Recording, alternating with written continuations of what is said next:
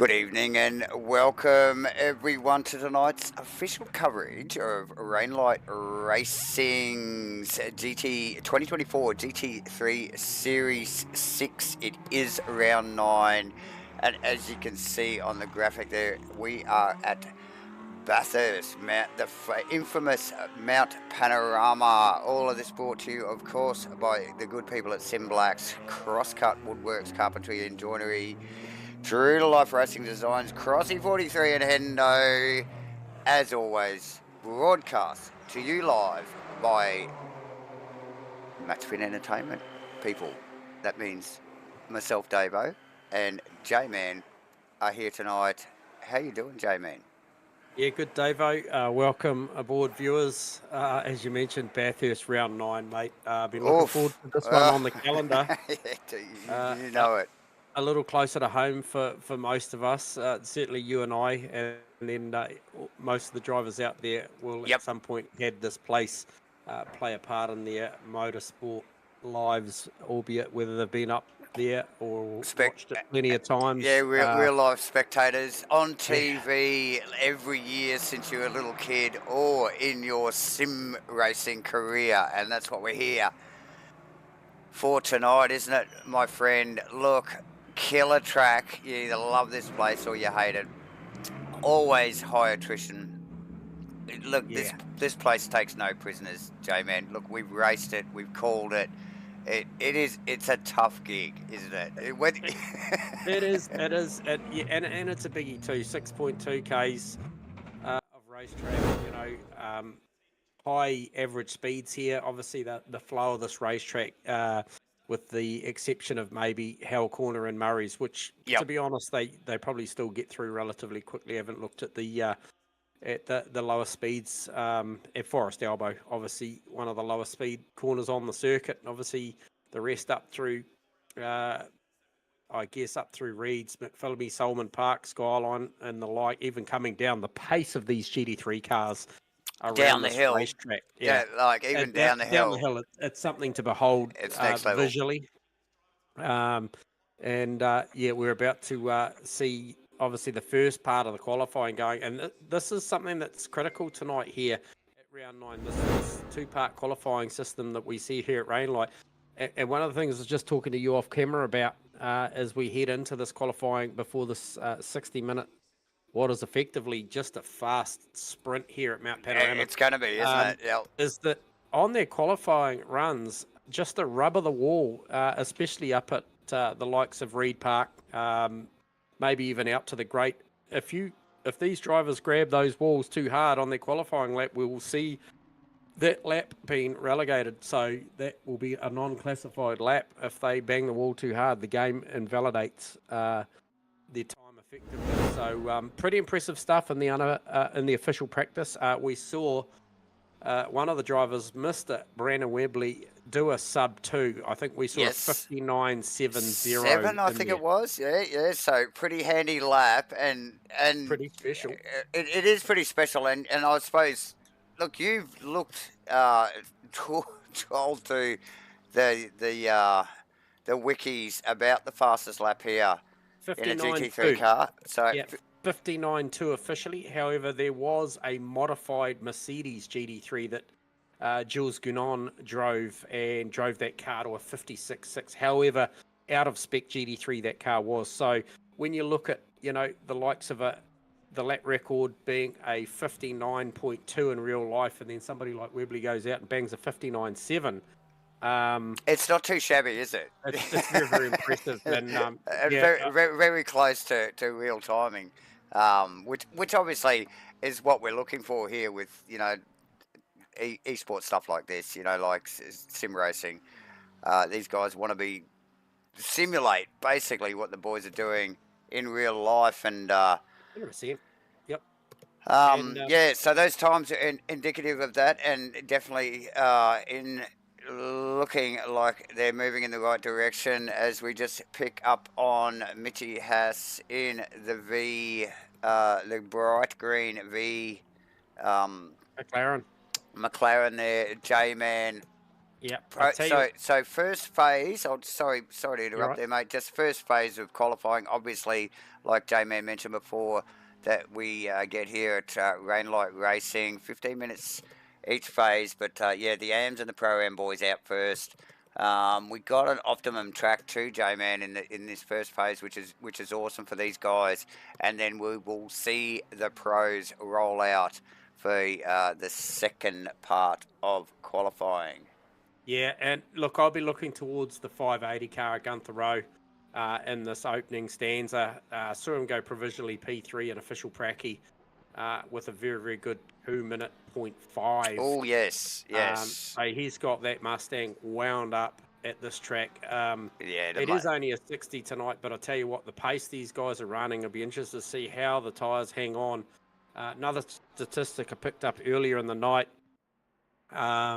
Wow, Matty Dayton just calling that Webley has done a high 58 before. That's impressive stuff.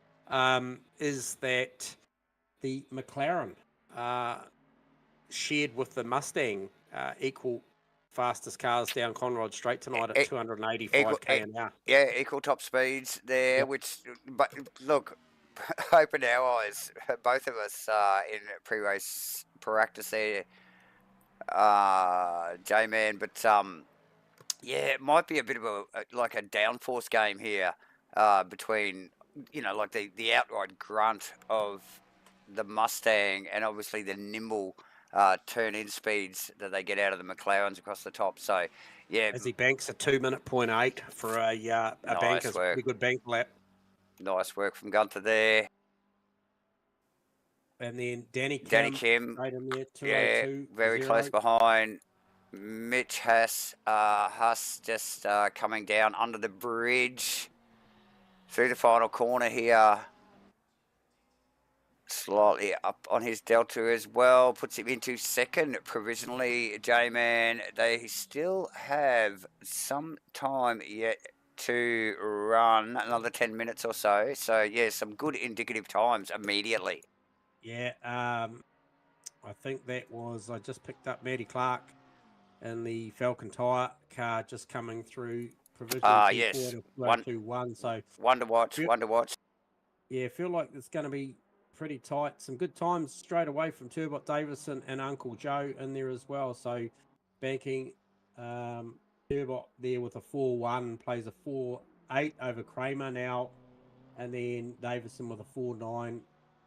And then I just saw the leaderboard just shift around a little bit again, and I feel like that might have been Ken Worcester. Good to see Kenny Worcester back on track. Yes. Yeah, just sneaking in there. I just picking up Goddard actually with a nice looking delta as well. That might pick Worcester actually for provisional fifth, still on the top of the hill though. So plenty of road yet to navigate here, particularly when you're at Bathurst, at the mountain. Look at those walls. Not a very forgiving place to circulate on. Goddard actually looking pretty handy there, but look at Kim's time there too, J-Man. He's currently running in, sitting in provisional third there. Yeah, got 7 tenths up, so this is going to see him go provisional second for sure. As he runs across the line, and yeah, definitely J-Man. Goddard just coming down in and through the chase.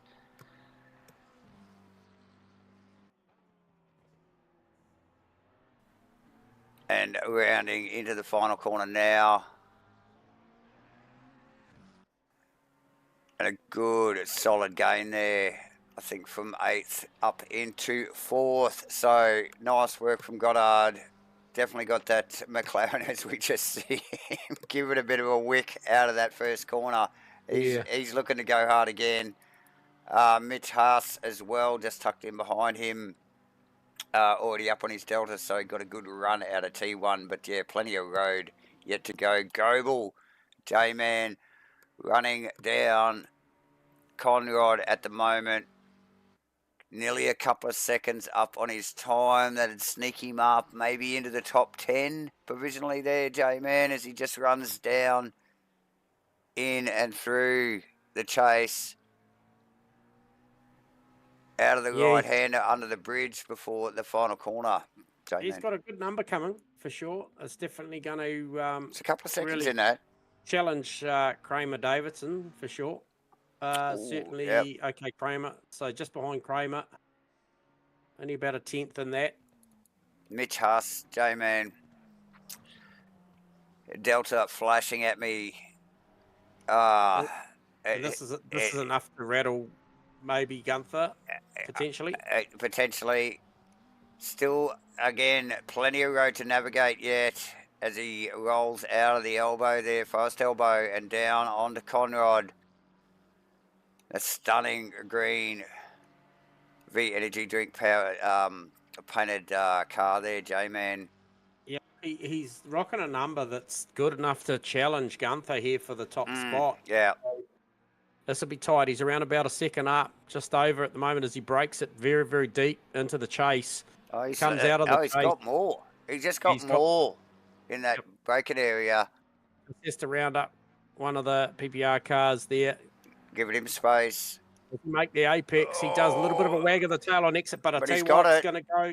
Oh, very close. 2 minutes. How close is that? With still a good 6 minutes left in the bank to try and challenge that time of Gunther. So less than a tenth between the first, the first two cars on the front row there. Yep. And Huss continues on. Goebel with now nearly a second up as he comes down Conrad straight as well. What'll that do from 2:04.9? There's that Worcester in the Mustang. No, Bill Goebel. Goebel. Sorry, Ben Goebel. Yeah, so he's got around about 9.5 tenths. Currently on a 4.9. Where would that put him? Tony Spence also showing some healthy time at the moment. Where is he in his lap? Tony Spence, here we go, into the chase. Nice and deep under brakes. Gains another tenth or so there. Just in the braking area alone. So Goebel not quite making the top 10. But more importantly, Turbot, Davison, Goebel, that is the top three AMs. Spencer's going to put himself in the second row here. He has provisionally third. J-Man. 0-1-0. Couple of minutes left to go, maybe 4 or odd minutes left to go in this first phase of qualifying. The Pro and the Pro-Am boys out on track at the moment, and they've got it going on. Phil Davison also in one of the 777 ASR and Z McLarens, just rolling out on to Conrad as well, showing a healthy delta, as is Turbot. Yeah, this is going to challenge Turbot, mate. But Turbot's obviously got 6.5 tenths, so he's going to hit the marker a little bit better than a 3.4. He's going to go into the 2s. Yeah, nice tidy exit on that corner there as well, J-Man. Davison is right behind him. And he needs a good second to challenge Turbot. So I can't see that out of that car. No, not this lap anyway. So, yes, about a little under 4 minutes to go yet in this phase of qualifying. We will thank again SIMBLACKS, CrossCut Woodworks, Carpentry and Joinery, Crossy 43, True to Life Racing Designs, and HENDO. Of course, please hit the like and subscribe button, guys, and support MATCHFIT Entertainment, bringing you the live broadcast tonight. Giveaways here for Rainlight Racing's 2024 GT3 Series 6. Spin of the wheel again tonight after the race, so stay tuned. One of these drivers will walk away with a $50 gift card just for being in attendance tonight. So great stuff. SIMBLACKS bringing some giveaways to the series. And also, one that must be mentioned is the end of the season giveaway. Again, we will be spinning a wheel. It is totally random. You don't have to be a fast guy to win this stuff. You've just got to have competed in the series, and we will be spinning a wheel to give away a wheel. So you could win with a spin of a wheel a SimMagic GT Neo. J-Man. Yeah, I'm just Awesome watching stuff. Mitchy Haas perilously close. Just a little bit sideways through the chase. They just scrubbed off about a half a tenth that he had in hand. Wouldn't have been enough quite to grab Gunther Rowe, but it was perilously close. And looking at the clock, the more important part about it is the 771 car is actually going to get another shot at this. So he will get to winding carry down on. quickly. Yeah, winding down quickly. Still a couple of minutes to go for these guys. Definitely time to get across the line for Davison with a big lap coming. For most of us, but Wadsworth also well up on his Delta J-Man, which could put him in third provisionally here. It is second provisional in behind Gunther Rowe. So nice work from Wadsworth in the Ferrari. Yeah, it's a big lap. It's a very, very good lap. I saw this. What's going on here? What's going on here? What's going on here? Good to see Jacob up there doing it again. And I just watched Davison do that 202.9. He was looking for something 202.7 or better to pit turbo for the front row for the AM class, and he mustn't have had enough fuel in it because he had time on the clock to go again. However, he pulled the car off and called it a night as far as qualifying was concerned. So perilously close, and he has got around about a second over Ben Goebel for that top spot for or second spot for AM class. So very, very tight battle. If you look at how they're stacked at the moment, obviously the pro-ams from Gunther Rowe right down to Matthew Clark. And then you stack your AMs in there. It's very much, looks like the admin have done a great job with the classification here with these drivers. So, yeah, well done from Turbot provisionally. Put that thing P9 out right, but first in class. Be interested to see how that shakes out when the big hitters go out. Oh, definitely. But Wadsworth, J-Man, Rowe is responding to the time, but these guys are in a qualifying battle right here, right now, as we wind down in the last 14 seconds of this battle. Rowe up on the top of the mountain, Wadsworth down through the chase. Yeah, he's done a good job at the chase too to carry that margin that he had. He had about a tenth and a half, 0.16 up. He's still got 0.14 as he heads down to the final turn. Tips it into Murray's and then comes out. The Delta screams on the favourite. Oh, he's got it. But Rowe, J-Man, we got to go straight to Rowe's car as he runs out of the Forest Elbow there and on to Conrad here in that Mustang with all of that grunt, J-Man. Up on his Delta by a couple of tenths on our and he needs our data. And a quarter. He's got just over 2 tenths in hand at the moment. He's just got to break this thing at the chase nice and straight, get it tipped in. Look, and Gunther on a really... picks up a lot of curb. He did pick up a lot of curb, but Gunther on a fine bit of form at the moment too, J-Man. Well, it's going to be close. He's down to about bang on. He dropped it. He bled a bit off there, didn't he, with that curb? He's got it back, though, as he exits. Oh, here we go. Watch this. Oh, misses it. Misses it. It must. Oh, that was a 2:07.722. So just short of the mark.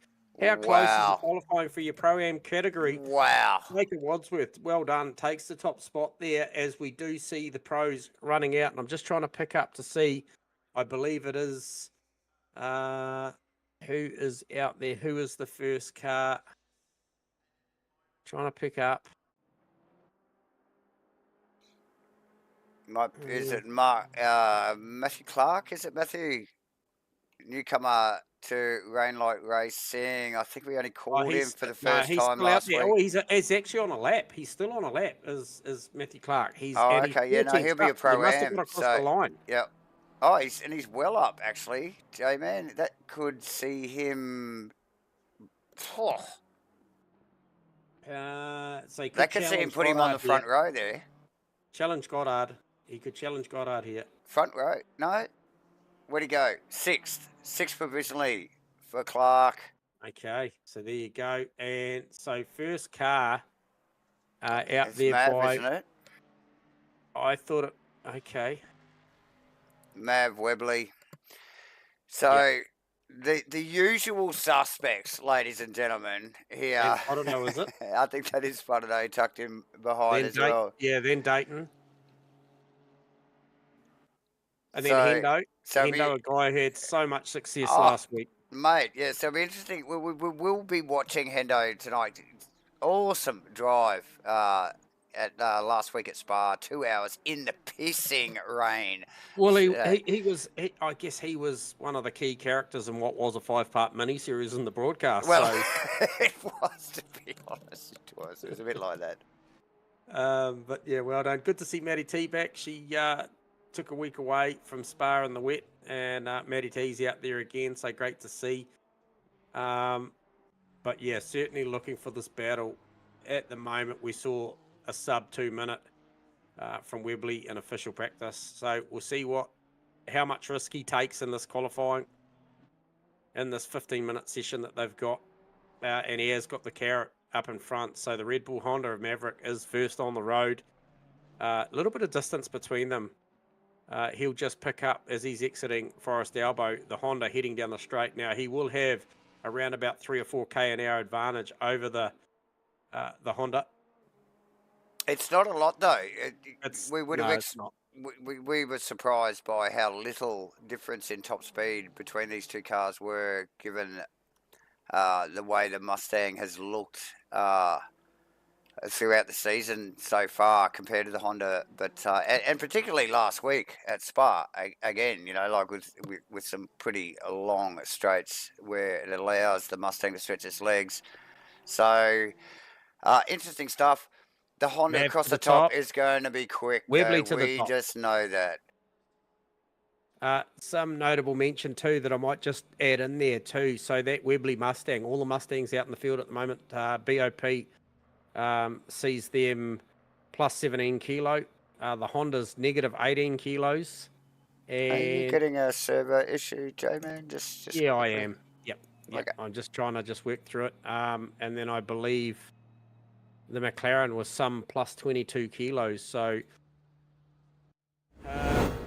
I'll just keep thinking my way through this. But yeah, it does appear like we have got a CPU usage. So we might go to a technical issue break. Okay.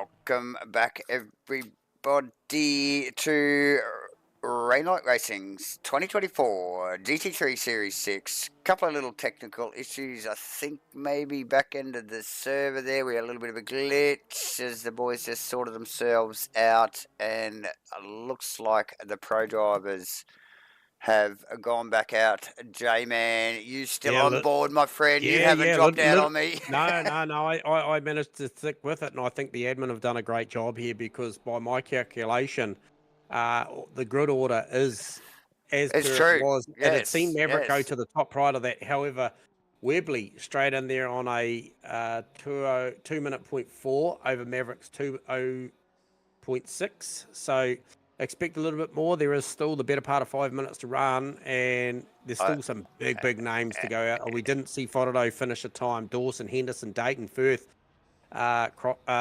Smith and co. So yeah, plenty of names. Plenty of names still to bank a lap, mate. Yeah. So yeah, obviously, you know, these guys will be suffering from maybe just a little bit of time loss there out of that session there. As we saw, you know, like with a little bit of a glitch in the server there. So these guys will want to get out and make that banker at least, won't they, J-Man? You know, they might want to not go super hot, but they'll definitely want to get that banker as we see Webley going back out on track. So just watch that space, ladies and gentlemen. I tell you what, weighs in very well for Jacob Wadsworth, Gunther Rowe, Tony Spence, Mitchie Haas, especially. I'm going to call all the guys in the 2-minute flat bracket, as pointed out by Matty Clark.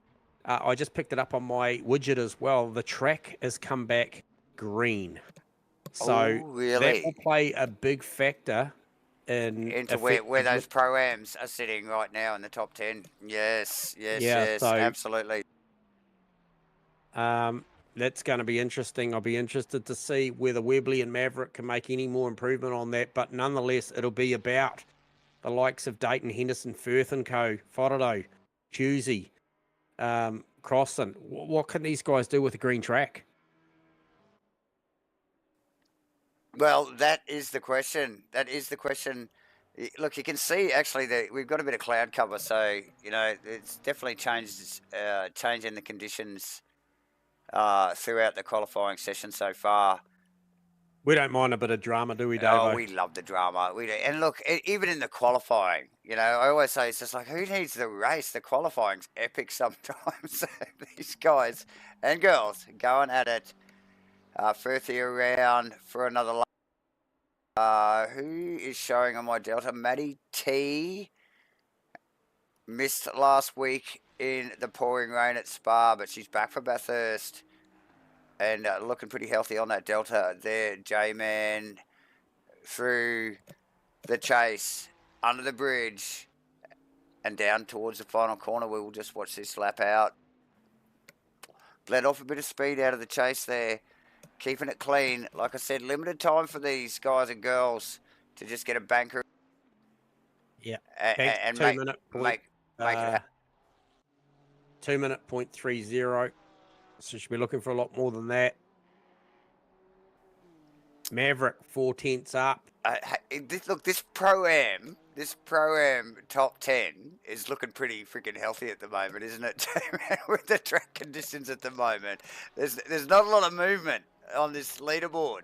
Well, I'm just entertaining the idea of all the drivers going out in the next session with some pro-ams effectively because of this qualifying little gremlin that's crept in. How's the racing going to be if you've got a handful of pros trying to work their way through the field? I'm all about it. Let's go. Oh, hell yes. And a healthy splattering of pro-ams. Like these guys, look, and we've seen them week in and week out punch above their weight. There's a good handful of guys in that group there that, you know, are capable of running with these guys, these pro guys. Maybe they're up for a promotion, who knows? But look, it's definitely thrown a bit of a cat amongst the pigeons here at the back end of this qualifying.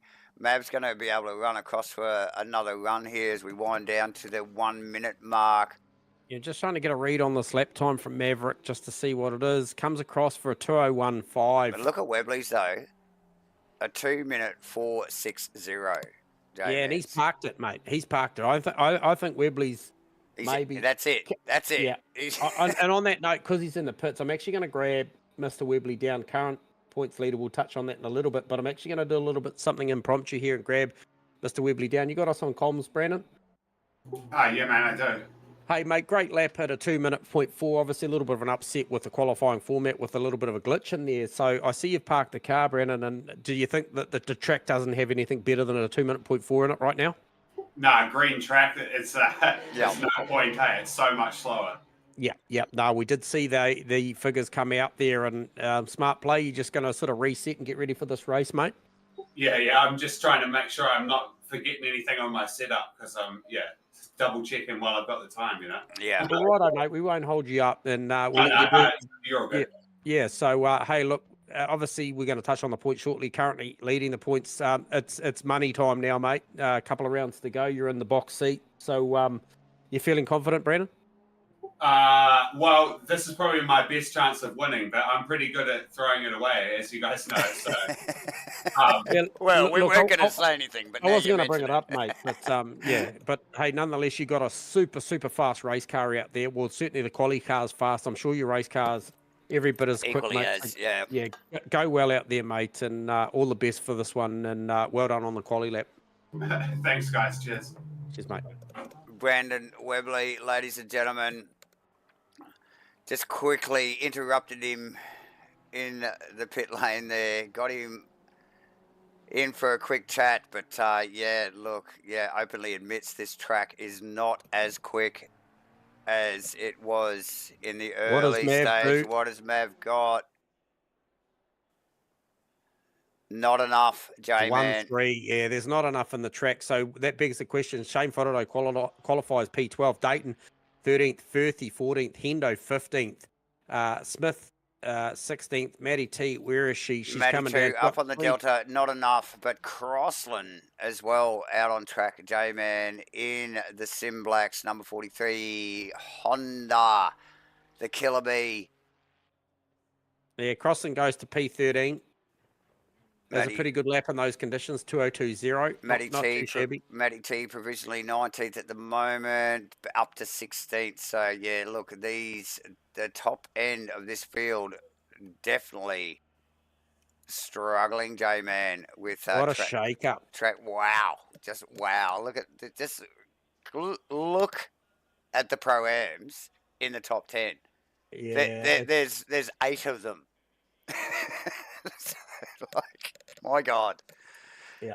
No, it's it doesn't get any better than that. So yeah, awesome stuff there. Webley, Mav, Wadsworth, Rose, Spence, Haas, Danny Kim, Clark, Worcester, and Goddard rounding out the 10. Who didn't make it in? Makalos. Like some of these fast guys, Makalos, Fudderdo, Crossland.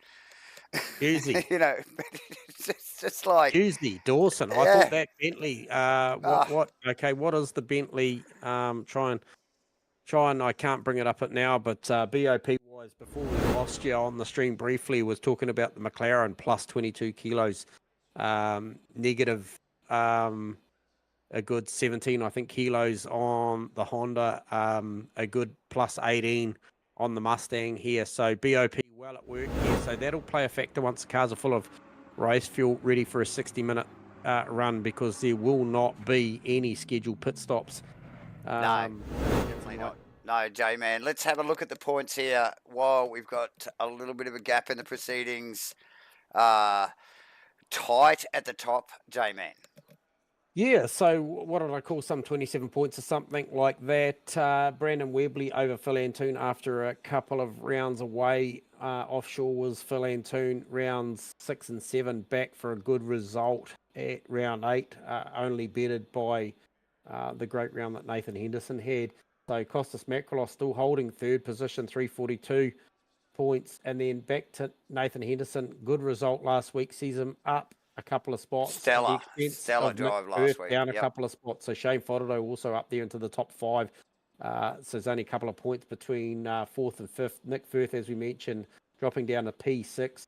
And then you have got this 580 Gorilla Racing Gunther Rowe car that's just been, as you mentioned, off air tonight. We've been watching this car all season long. This Mustang up there, 278 points, so only 10 points short of the marker from Nick Firth to go into 6th position and put another pro behind him. And a very real opportunity here tonight, given what we've just seen with this upset in qualifying with the pros having to deal with a green racetrack. Pete Dawson comes in at P8.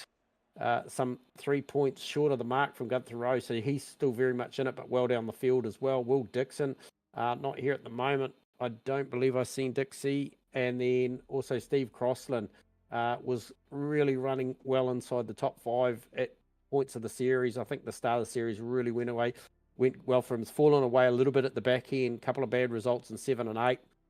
Rounds, but he rounds out the 10. And then Mitchie Haas, that car there, great qualifying for Haas in P6 tonight. Sees him out of 11. Matty T holding down 12th. Jordan Moss, no Jordan Moss here tonight. Shame not to see the 777 car out there because he is currently racing at 13th position. But I'll jump down a little bit further, and I just want to pick on Mark Turbot here, and I believe he was the top qualifier tonight, 19th in the championship, and I think we did see him somewhere.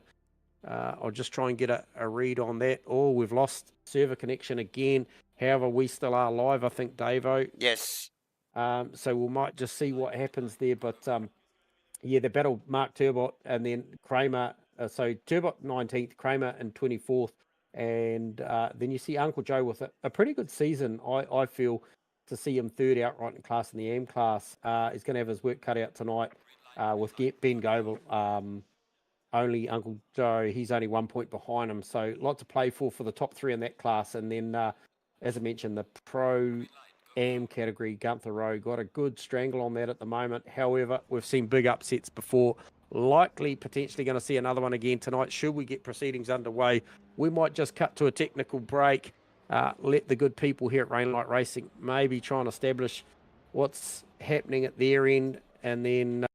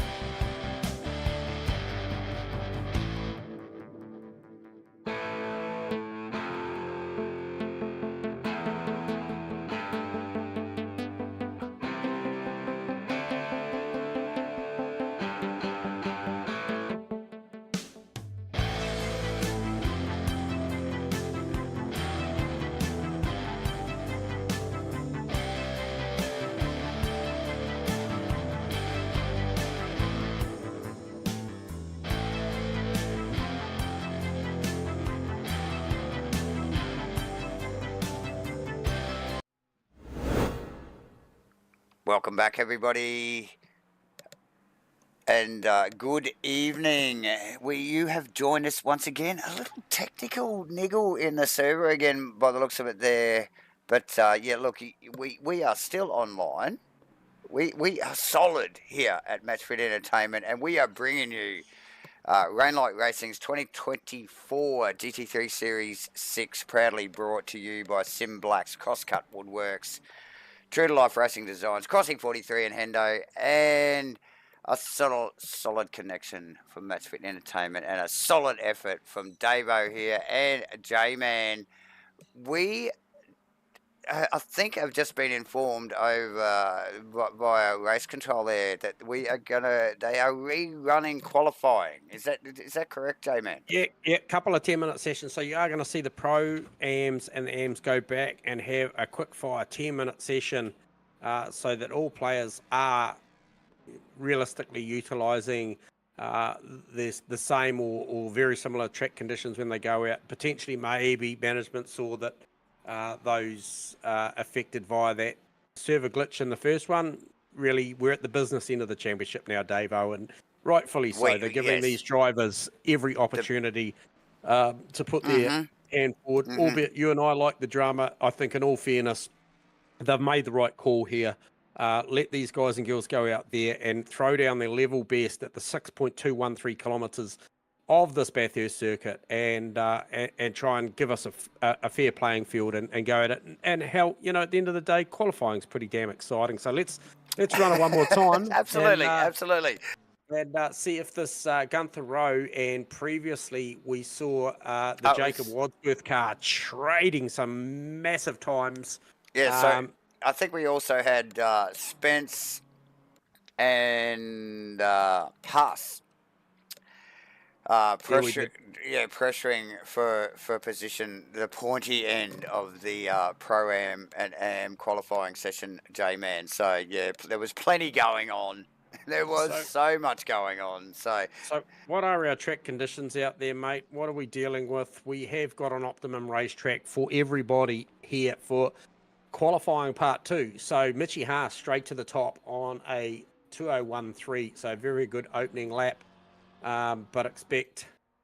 I still think Gunther Rowe and Wadsworth have got some answers for this. Haas was definitely close. Kim was close. Kim was close as well. So, and then we're going to see the big hitters go out again, and maybe this is the chance that we'll get to see a sub 2-minute lap from the likes of, I think, Webley and co as well once they get out there. Clark in there with a good lap, 2:01.7.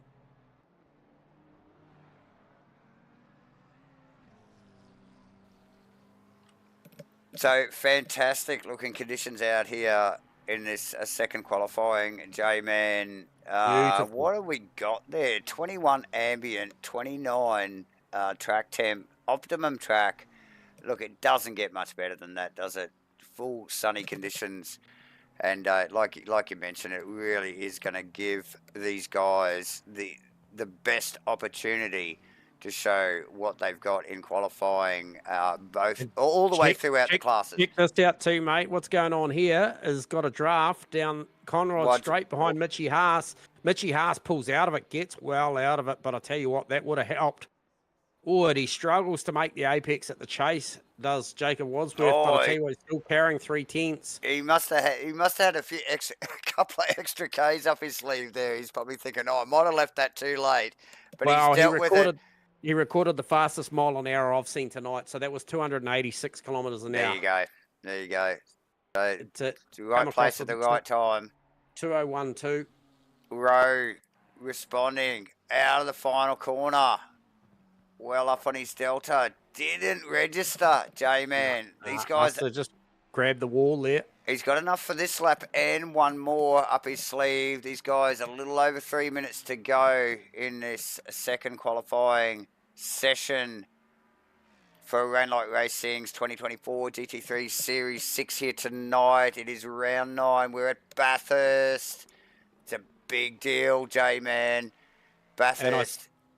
I see Turbot's parked the car provisionally third in class. He was at the top of the tower previously on the original qualifying and decided to park the car. Kramer's parked the car also, which still allows Ben Goebel and Phil Davison, who are out there and still improving. Well, Phil Davison is, for that matter, on his time. Won't be enough to affect Ben Goebel's time at the moment. However, the lap is building, but he needs a good second to try and knock Goebel off that provisional top spot for the M class. So everybody's got a race and a battle on their hands here throughout the classes. Might mention too, Mitchie Haas on a good number. Spence to the top of the list, J-Man there. It's Yep. a 011. Yeah. Haas is on a number that's going Kim to as well. to absolutely take him to the top. Where is Rowe? What's he got? Oh, Kim might do it as well, J-Man, just before Haas here. So there he it goes to the is. top on a 1-1. Also, a couple of 1-1s at the top, but I still think Haas Mitchie now Haas. down to the final corner here. Oh, and he beautiful apex. Just tips it in nice, beautiful lap there, J-Man. 2-minute 0.9, and he pulls off and gives that He's away. had That's enough all of he's that. got. Yep. Where is Gunther Rowe? Row, bam, Goes P2. top row. More importantly, he's got Oh, another lap. Clark just pips him immediately in the So close. BMW. So they've all pulled off. Gunther Rowe's carried on with this, and he's already got over a 10th coming up Mountain Straight, which will be enough to go front row. Spence coming off the mountain, J-Man, and he could easily, with the Delta showing at the moment, contest the top spot there. So Spence on a charge. Yeah, Spence with a great exit off of Forest Elbow as well. He's got the car underneath him. He's Yeah, got the look, Delta. It was really tight on the apex as he tipped it in there. Had full trust in the car and commitment to make that apex and not rub the wall on the inside. The lap's building big, deep into the chase. Hits the apex through the chase, left and right. And gains time. This lap is going. This is a solid lap, J-Man. This is a sub 2 minute lap if he can get it right. No, maybe not, actually. Well, it's perilously close. Oh, he's got to get. Oh, he's got Haas.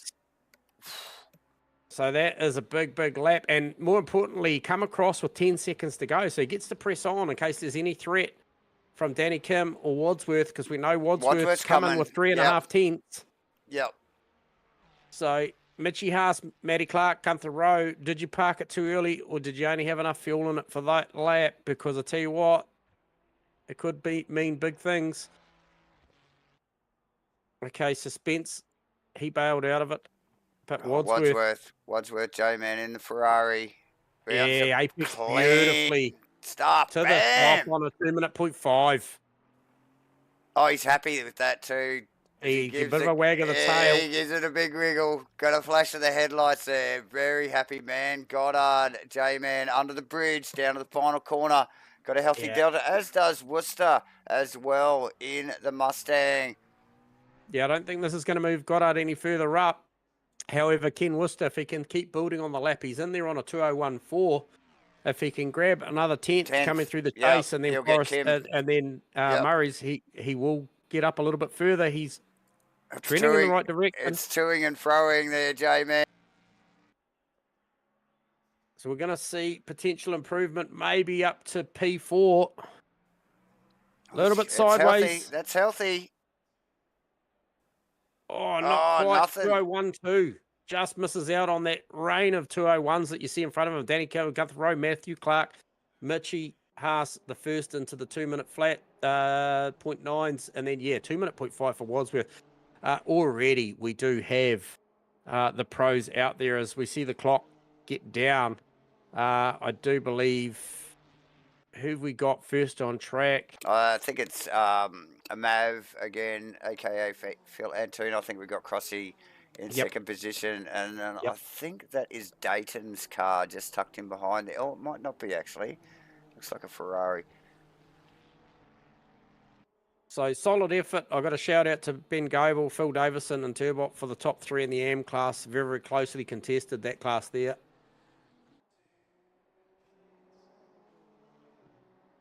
Okay, so this will be first fly here for Mav. Okay. Obviously, 10-minute sessions, we're used to already seeing them bank a lap at the 10-minute mark, but this is the first flyer. So you can see the 3 car out there. He is leading the way. Okay, so that's Smith tucked in behind Crossland there, J-Man. Yeah, so that'll be Mitchie Smith. Yep. Is it? Yep. Yeah, Mitchell Smith tucked in there. So he's got a good carrot up the road with the Honda of Crossland. Crossland's got a great marker in Maverick just up the road. Yep. Yeah, and he's not far up the road. So Has Maverick made a mistake there or something? Because I thought the gap was a little bit bigger. No, he looks to be building into the lap nicely. So this Honda will do all its work across the top.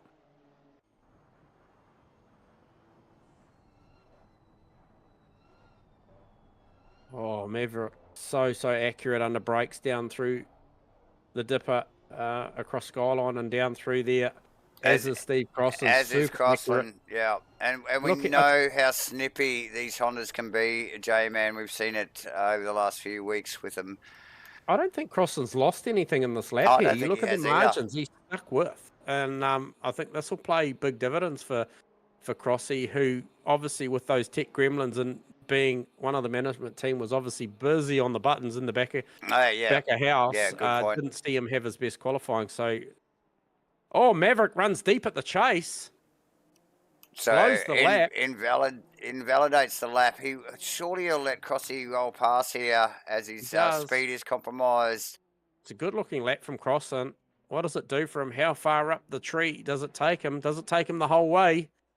Takes him to P4 in a 2-minute 0.9. So great banker lap already in the mix. Yeah, very nice there, J-Man. That's Smith in ninth there, and Faraday also just sneaking into the top 10 as well. And now he's got Maverick as a benchmark as they come up Mountain Straight as well. So not a bad position to be, because Maverick's never going to be a driver that's going to hold you up. You just got to try and hang on. Yeah, you just got to try and hold on to him. That's right. Yep. So Maddie T, she's just coming down to the final turn now. Berg under brakes down there, just about a metre away from the apex at the final turn. What does this do for Maddie T? Goes P16 on a 2019. So I think that's pretty well where she provisionally qualified in the first session as well, J-Man. So maybe not up to speed here at Bathurst. The track conditions are vastly different to the first session. So just watch that space. First flying lap for Madison as we just inboard with, I think that is the Shane Faraday car with Mav as the proverbial carrot to chase in front of him. And Faraday on fire, J-Man. Yeah, look, he's doing a great job here. So Maverick just looking a little rattled here. He missed the apex there. You can just see the McLaren's going to grab some serious draft down here. Isn't he what? And we already knew, look at this, he's going to make a pass here. Mav rolls out of it and says, look, mate, I've butchered my lap. You have a go. Yeah. I'm surprised that Mav gave him that much wing. You know, like in that early part of the Conrod there. I thought Mav might have just stepped aside. Shane makes the apex too. It was big. Didn't look unhappy at all about riding that curve either. Yeah, it worked, didn't it? Webley to the top on a 2-minute 0.97. So very, very close to a 59. What has Shane Faraday got here? Where does he go? He goes P4, 2-minute 0.8. So those Wadsworth Spence laps still very, very good. Very strong, Jamie. Matty Dayton up to P5. And then we see Macrolos go P2 on a 2-minute 0.3. Oh, very nice from Macrolos. Cameras on Matty T, J-Man. Copy. Coming through the chase. Our extended chase is nearly a second up on a lap. 2019 would see a 2-minute 0.9. Where would that take her? Take her up to about P10, P11. P9. Yeah, nice work. Gets her in the top 10 there. Who else are we watching? Dixon and Hughesy as well. Hughesy on his way down the hill here through Forest Elbow in the Porsche.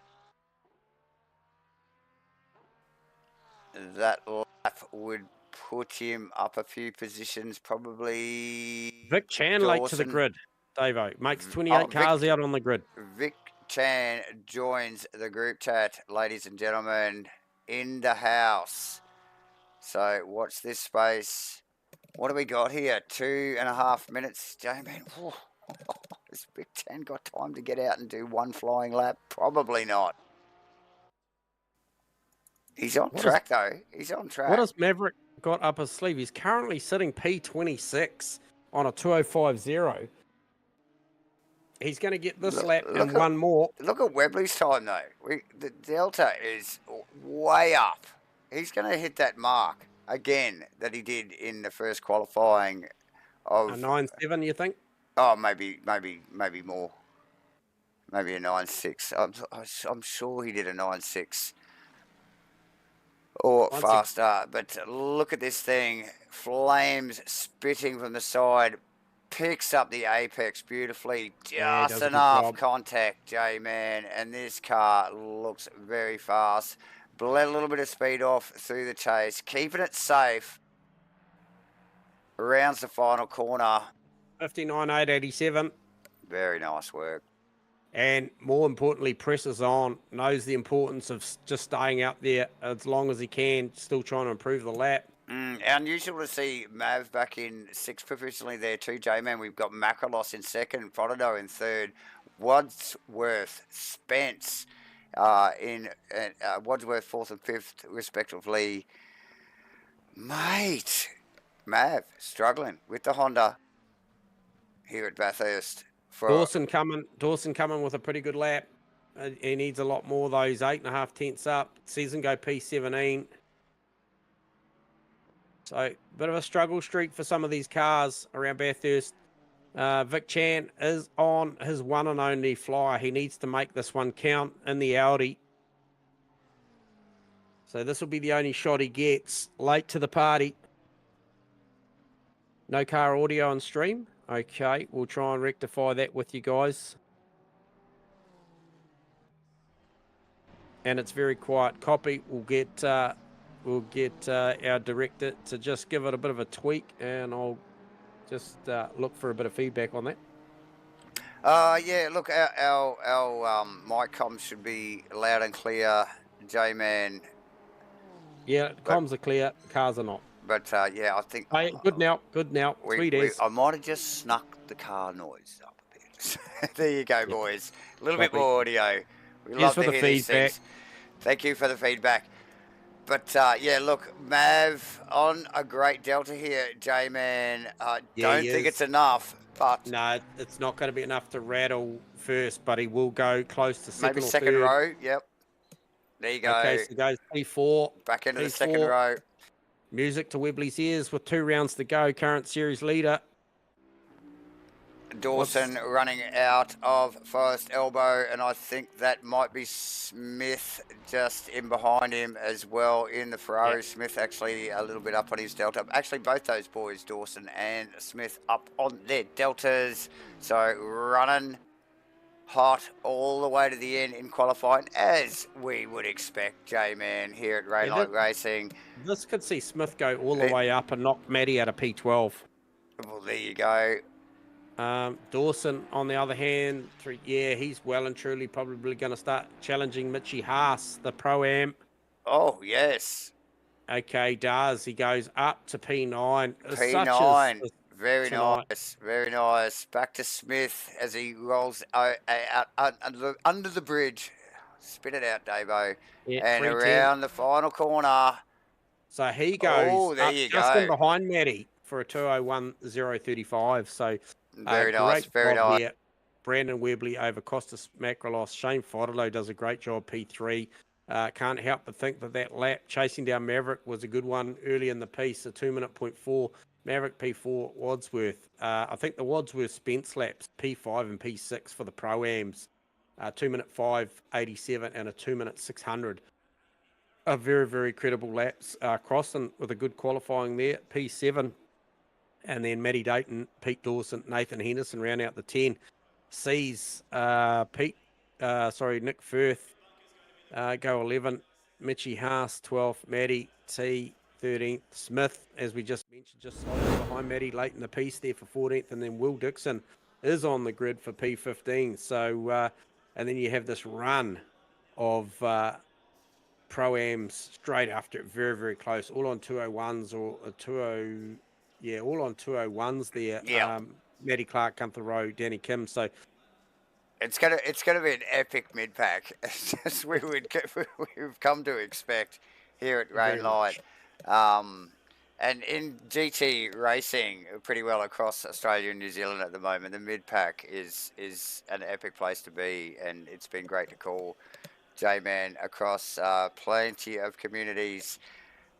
Hit the like and subscribe, ladies and gentlemen, so you can keep up with these said communities and what's going on and what MATCHFIT's doing. We're going to thank Rainlight Racing again for the 2024 GT3 Series 6. We're going to thank SIMBLACKS for the giveaways that they provided for the series. We're going to thank CROSSCUT, Woodworks, Carpentry and Joinery, as well as True to Life Racing Designs, Crossy43 and HENDO and MATCHFIT Entertainment for bringing you all this goodness live to the internets. We are going to take a very, very short break. Don't go too far away unless it's just to go and get a beer. And we'll be back in a moment for this 60-minute race. Bathurst, round 9, people. It's going to be awesome.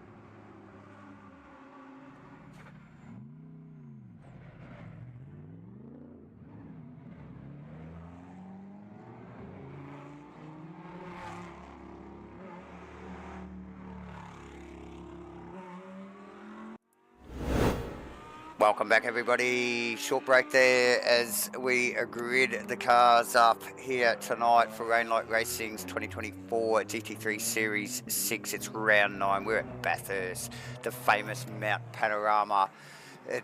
We've had 2 qualifying sessions, if one wasn't enough, but look, the boys and girls are out on track now, gridded up, and they are rolling around for their formation lap. We're going to thank SIMBLACKS, we're going to thank CROSSCUT Woodworks, we're going to thank True to Life Racing Designs, Crossy43 and HENDO, and of course MATCHFIT Entertainment for bringing you all this goodness. Hit the like and subscribe button. J-Man, are you back, my friend? Mate, I'm back. And up for this? This is going to be awesome. Yeah, I feel like 60 minutes around here is just going to fly by, and really interested to see. It's going to be hectic, isn't it? Like, that's what we're expecting. A full-on sprint race here at Bathurst in GT3 cars. Mate, it's going to be all. Yeah, and I'm super interested to see what Wadsworth and Spence can do with this great qualifying performance that they've just put together for P5 and 6 outright. So there's a couple of pro-ams in front of what is 5 very, very quick Very pro cars capable. behind them, Yeah. the 43 Yep. car, the Matty Dayton, Pete Dawson, Nathan Henderson, Nick Firth. I mean, you only got to take a look at their credentials and their current standing in the points championship to know that they probably feel they have every right to be up there in front of them. However, such as racing on any given night, I just think that Wadsworth has done a great job there. And then equally so, we've seen consistently, I'm going to pick on the 580 car Gunther Rowe, we've seen consistently that that car manages to work its way forward and race trim. So yeah, definitely worthy of a mention, J-Man. Look, and other mentions, like obviously we're used to seeing Webley up on the front row, but we're usually used to also seeing, you know, the likes of maybe Matty T or, of course, Mav up on the front row with him. And where's Mav at the moment? He is the back end of the second row. So, look, as much as, you know, we celebrate some of these guys moving up the front, you know, you got to think about these guys that are used to being up the front and they're maybe a little bit further back than they would like to be. Look, this is going to make for an interesting race because of all that, isn't it, J-Man? I mean, that's the beauty of all this. And 100%, you know, you just mentioned Matty T, you know, a very, very astute racer, like very, very big IQ when it comes to sim racing. Super, super respectful out on track, but super fast. You know, just looking up the road in front of her at the moment, and you know, Mitchie Haas, albeit racing in the Pro-Am category, very, very quick tonight. But then you look one row further up and look at Firth, Henderson, Dawson and co. So even if she dispatches the 771 car, the Pro-Am car of Mitchie Haas, it's just not going to get any easier. You know, we often see nights where somebody doesn't qualify quite up to speed and then they work their way through the AMs and the Pro-Ams. However, she's got a very, very stacked lineup in front of her. And the other car I want to pick on, late to the party, only got one lap in qualifying, is Vic Chan and the triple three. Where did he come out? Yeah, P20. P20, yeah, the only Audi in the field too, mind you, J-Man. Yeah. Now that is a car that expect over the first 3 laps to move forward pretty quickly. Serious positions. I expect them to dispatch Ken Worcester, Kim Rowe and co pretty quickly. No disrespect to them, it's just the nature of class racing that. Look, he was late to the party. I think he will have turned up with some engineering under that Audi and will move forward. So definitely looking forward as we do see the field come around and start double to form formation. Up. Yes. Look, and a couple of Bridge. Look, and a couple of other mentions. Just talking about Mav being a couple of positions back. Puts Macrolos and the likes of Macrolos and Shane Fodado in between himself and Webley. So. Definitely going to be interesting stuff. Cars are forming as we speak, J-Man. They're rolling down under the bridge. Good field here tonight with 28 drivers around the final corner. And we're about to go green on Rainlight Racing's 2024 GT3 Series 6 Round 9 at the infamous Mount Panorama. Bathurst, ladies and gentlemen, we've got a green light. Looks like a good start for ball. Spence with a little bit of a jump there on Wadsworth. Yeah, too wide through Hell Corner for a lot of the field from Dayton down. They're all going 2 abreast through turn 1, so great effort. Good tidy stuff so far, J-Man. A couple of notable mentions, Matty past Smith, Rowe past Clark, so some movers and shakers already through 1. Firth, House past Firth as well in the background there, J-Man. Into 2, that field is very... a big outside move at the quarry. Very, very bunched into 2 there as they try and sort themselves out. It looks like Smith just stepping aside, just going, I don't want anything to do with this. Dixon in the CrossCut Woodworks Carpentry and Joinery. Aston Martin just now next cab on the off the rank for that little fight for Clark. Or Smith, should I say. But plenty going on. Good, clean start, J-Man. Yeah, and a great start from the likes of Wadsworth and Spence to maintain position off the start of that race as they drop down over Skyline, down through the Dipper and head towards Forest Elbow. So a very, very good start from those pro-am cars. However, Wadsworth just grabs a little bit of fence there on the way out of the Dipper. coming down towards the elbow. So once again, very good start from Mav. Definitely. From Webley, and looking to make a little bit of an air gap between himself and Costas Makrolos. Use all the mile an hour from that Mustang down the Chan with some gains as well, and Gunther Rowe past Matty T. Like the power of the Mustang, bam, gets it done straight out of the elbow. And I'm not sure whether Matty T might have been compromised on the exit there, but another early position. Dixon past Smith going into the chase. This is on J-Man. Worcester blows it at the chase down the inside of, I think that was Danny Kimmer initially. Going to lose a couple of spots out of that. Just two big under brakes first lap around. But as you mentioned, Dixon was side by side also. Oh, look, the Worcester move there. Turbot, I think, was very lucky not to have got tangled up in that J-Man as well. So interesting stuff. We don't do too many replays in lap one, but that one right at the end of the lap picks it up clearly. Dixon still, Dixon and Smith still up, but Vic Chan J-Man started in 20th, already up 3 positions after lap one, and coming up on these guys hot in the out. Who's that on the outside? That must be Matty Clark looking for an outside move, but he's actually going to get a lot of pressure put on. So Clark's gone back. Oh, no, it's Hughes, J-Man. So Hughesy, sorry. Yeah, so Hughesy, but it's not over yet as Hughes getting hung out to dry there, and Clark back past. That is like we expected. This mid-pack is going to be like this all night here at Bathurst. 60 minutes, round 9. Round 9 Racing's 2024 GT3 Series 6. Wow, good clean start, little bit of, obviously the usual elbows out sort of stuff as we would expect. A little bit of a mistake from Worcester there, but looking for the horsepower of Rowe here, Davo, on Firthy down Conrod. What's he got? Firthy's just going to like, I've got nothing for that. Look, he didn't even go underneath the wing, mate. He just pulled to the right and said, I'm just going to do this on brute horsepower. Yeah. I'm going to put myself on the inside position. Already done. Didn't even look for the draft as Rowe runs into the chase. Looking solid. Firth now has, Matty T to think about. That was Haas in behind. Matty T running very deeply into the corner there, Jay. Oh, look at this. Chan on Smith as well. Chan on Smith, and then Clark's trying to go with Chan too. I've just picked that up the last. So we just picked that up at the replay there. Chan really close to the back of Smith through the kink in the chase there, and just putting the car in wide, and which means the inside line for the braking area. Just like 101 move at Bathurst there from Chan.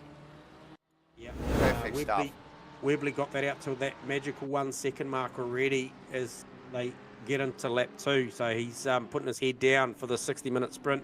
You heard him at the top of the broadcast after that qualifying that he said, this is his to lose from here. Current points leader in the championship. So absolutely. As we look over the rear wing of Spencer's car, he has Crossland in the SIMBLACKS 43 Honda. All over the Killer Bee, and mate, that thing is all over the back of Spence there. That is Matty Dayton. You can see in the background Dawson not that far behind that Bentley. You can't miss that thing, the big gold barge.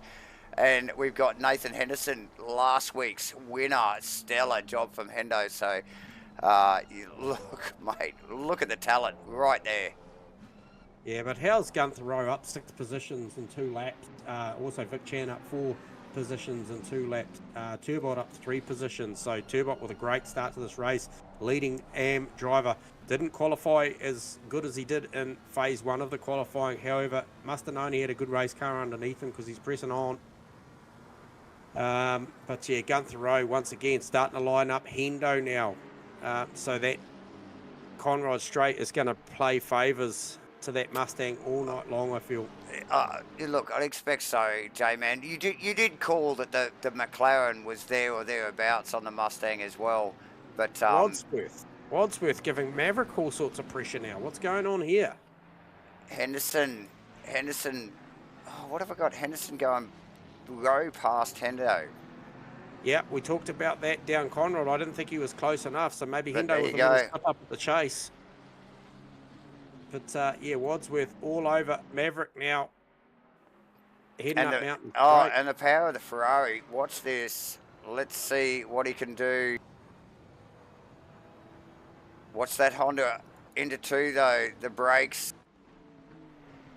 and the nimbleness of the Honda, I think, Yeah, you over could the just get Ferrari. there in the mid phase of the corner. It just Yeah. pulled a little bit of margin there. So Spence now through on Croston. Or hang on, sorry, he was Yes, already that's through, correct. sorry. As Yeah, well okay. as Firth through on Henderson as well. So we're just picking up on Oh, the Spence Croston. replay. Croston wide. So just picking that up on the replay there. Through to allow Spence past. I think that was Croston trying to mount an attack there on Spence, to be honest. Oh, okay. So it's there you go. So Yeah, and now he's under pressure. Well, he was under pressure from Dayton. From However, Dayton as well. Rowe already at the back of Dawson. If he can stay there through this phase of the racetrack, coming down over Skyline, down through the Dipper, if he can stay there, live there through Forest Elbow and get in behind that big Bentley onto the back straight of Conrad. What have we got data on the top speeds of the Bentley as well, J-Man? Traditionally, another one of the sort of relatively high speed cars, isn't it? Yeah. So he's 285, but they're all going quicker in the race. Gunther Rowe 288, but get this, Matty Dayton and McLaren 289 kilometres an hour. So we're approaching the 290 mark. We saw as high as 286 in qualifying. We're already at the 88s and 89. So look at Gunther Rowe ranging up through the chase, but that Bentley was up to task. What has the Bentley got? 285. There you go. Interesting stuff, ladies and gentlemen. Macross Webley. We are not even 10 minutes into this race, and it is on, and Macross on fire, J-Man. Look, we call this guy all the time. Sometimes he is so on fire, and I think we're seeing that again tonight here. Not even 10 minutes in here for round 9 in Round Night Racing's 2024 GT3 series at Bathurst. And look at the pressure he's putting on Webley immediately. Crossland on Spence again as well in the background. J-Man, we might just sneak back to that as well. Yeah, absolutely. Crossland, yes. Come up to the cutting once more. He's forging very another close. attack. And who's that in the background? That is Dawson now trying to really give Dayton a bit of a push along, because he knows he's got Rowe behind him, and Rowe's pushing hard. So plenty going on here, and it's early days. Little over 50 minutes to go now at Bathurst. Be interested to see, Davo, as we'll see the Mustang and the Ferrari come out on to Conrad straight as they exit Forest Elbow at the moment. Macross's car 287 plays Webley's car 284, so appears maybe Webley's fired a bit of wing at this Mustang for the race as opposed to quali when we saw it a lot slicker. So a lot quicker. Yep, definitely. Yeah, Macross 287, but that Matty Dayton McLaren 289. That's an impressive. That's a big number, speed. isn't it? Yep. Rowe, Dawson, J-Man. Yeah, it's close. Has a big look again down through the chase. Has a big look down the inside. Dawson second guesses the apex, and Rowe just slips on down there. He's going to be under pressure from Nick Firth and Nathan Henderson as well. Hendo looking for an outside move down to Murray's. So we got Gunther Rowe, Dawson, Nick Firth and Hendo. Matty T. That is 9th, 10th, 11th, 12th respectively. And Matty T now getting into the fray there, putting pressure on Hendo. Who's that? Just tucked in behind. That's Rees. No, that is Haas. That's Haas. And Dixon. And also, I can tell you, Maverick's trying to line up a move here on Shane Fodderdo into turn 2 into the quarry. They couldn't quite make it stick up there. However, he's starting to mount an attack for what is P3. Crossland past Spence. Spence going backwards. Yeah. What's happened there? Spence has had a moment. Oh, he's facing backwards at the quarry, mate. He's up in the tyres. The infamous corner where we've seen over the years maybe some of our supercars come out with a new set of brake pads on and not pressure the pedal up and end up in the tyres there. Well, he's just got it wrong somehow up there. And she's pretty busted up in the front. at the moment. So that's hopefully tough he for can recover. Spence. Looking very speedy there, going at it with Steve Crossland for, I think it was 6th and 7th respectively there for those two boys. So, mate, he will be kicking Keep your eyes. himself. Oh, crossing in the fence out of the dipper. It's going to allow Matty Dayton to go down the inside here. Can he mount an attack as they go? Gunther Rowe's going to go around the outside too. And we know what the horsepower that thing's got, but that McLaren of Matty Dayton's is the car that ran 289k an hour down Conrod Straight. We're going to get to see what the mile an hour is like between these two because they are nearly side by side. Does Gunther give him a bump draft? No, he goes 3 wide. Looking for a 3-way down to the chase. Can Gunther go for a 2 for here? Doesn't get any better than this, J-Man. Too easy for the Mustang. Wiggles done the brakes. Oh, look, I'm surely Crossy's gun shy too after that little faux pas coming down off the hill there, J-Man. But from Gunther Rowe up 11 mate, spots now. Mate, this guy in a fine patch of form at the moment, doing exceptional work here at Rainlight Racing, mid-pack, consummate mid-packer and pro-am driver. Maybe he's up for a little bit of a, promotion maybe. Macrolos on Webley, J-Man. Oh, he's right in there. And I tell you what, the Ashton Hughes car's just copped a penalty for contact. Gains a 15-second penalty in the Porsche. So, Vic Chan currently sitting P15, trying to size up Will Dixon as well. So he's moving forward. But Macrolos with all the attack right now on Webley. And I think just behind as well, J-Man, we can't Maverick forget about Fotado battle as Firth. Dayton gets past Firth in the background, ladies and gentlemen. Look, it's hard to keep up with what's going on in this mid-pack here with so much. Look at the train of cars there. My God, it is Dawson, Dayton, Firth, Henderson, Matty T, Haas, Dixon, and I think Chan has tagged onto the back of that, J-Man, in 15th. Yeah. After making 5 positions. Look at that train of cars. 8th, 9th, 10th, 11th, 12th, 13th, 14th, 15th. My God. Might have just picked up on Macrolos in the fence there. It's just lost a bit of margin as we speak. Still pressing on, but lost a bit of margin to the leader Webley there. Maybe tag the wall coming across the grate somewhere there because he lost a fair bit of margin. He was right on him as they came up through the quarry up into Griffin's and then Solomon Park. He was right with them, so maybe a little bit of a rub on the wall there and it's just backed out of it a little bit. So 1.1 seconds of margin there. However, as you mentioned, Dawson all the way back to what is effectively Matty Clark is just one big freight train. It actually starts from Rowe and Crossland, really, but Rowe just really dominating through that pack and just like one car after another slowly chipped his way through it and is now running away. Crossland trying to go Who's with that? It's Dixon. Vic Chan. That's Vic Chan. Vic Chan and Clark. So that was the back end of this pack that we're just talking about here. Vic Chan trying to move through the field. Okay, so we're going to try and race BMW on Audi here. BMW looked pretty good. Ducked out from underneath the wing and didn't have anything. Right back from behind. Did he? Tan covering. Right to the last second, J-Man. Very much so. And Maverick threw on Fotado too, mate. I just to pick up there. We'll try and pick that up on a replay. I got a feeling that might have been turn 2. It was turn 2. We've just missed that on the replay. No, it's turn 1, I think. He's got it, so he's already got it by 2. Yeah, he's already got it. Okay. Yeah. That's Wadsworth, actually, just tucked right up underneath Shane Fotato's wing there too, immediately. So Fotato, quite possibly with a little bit of a wriggle, slight mistake.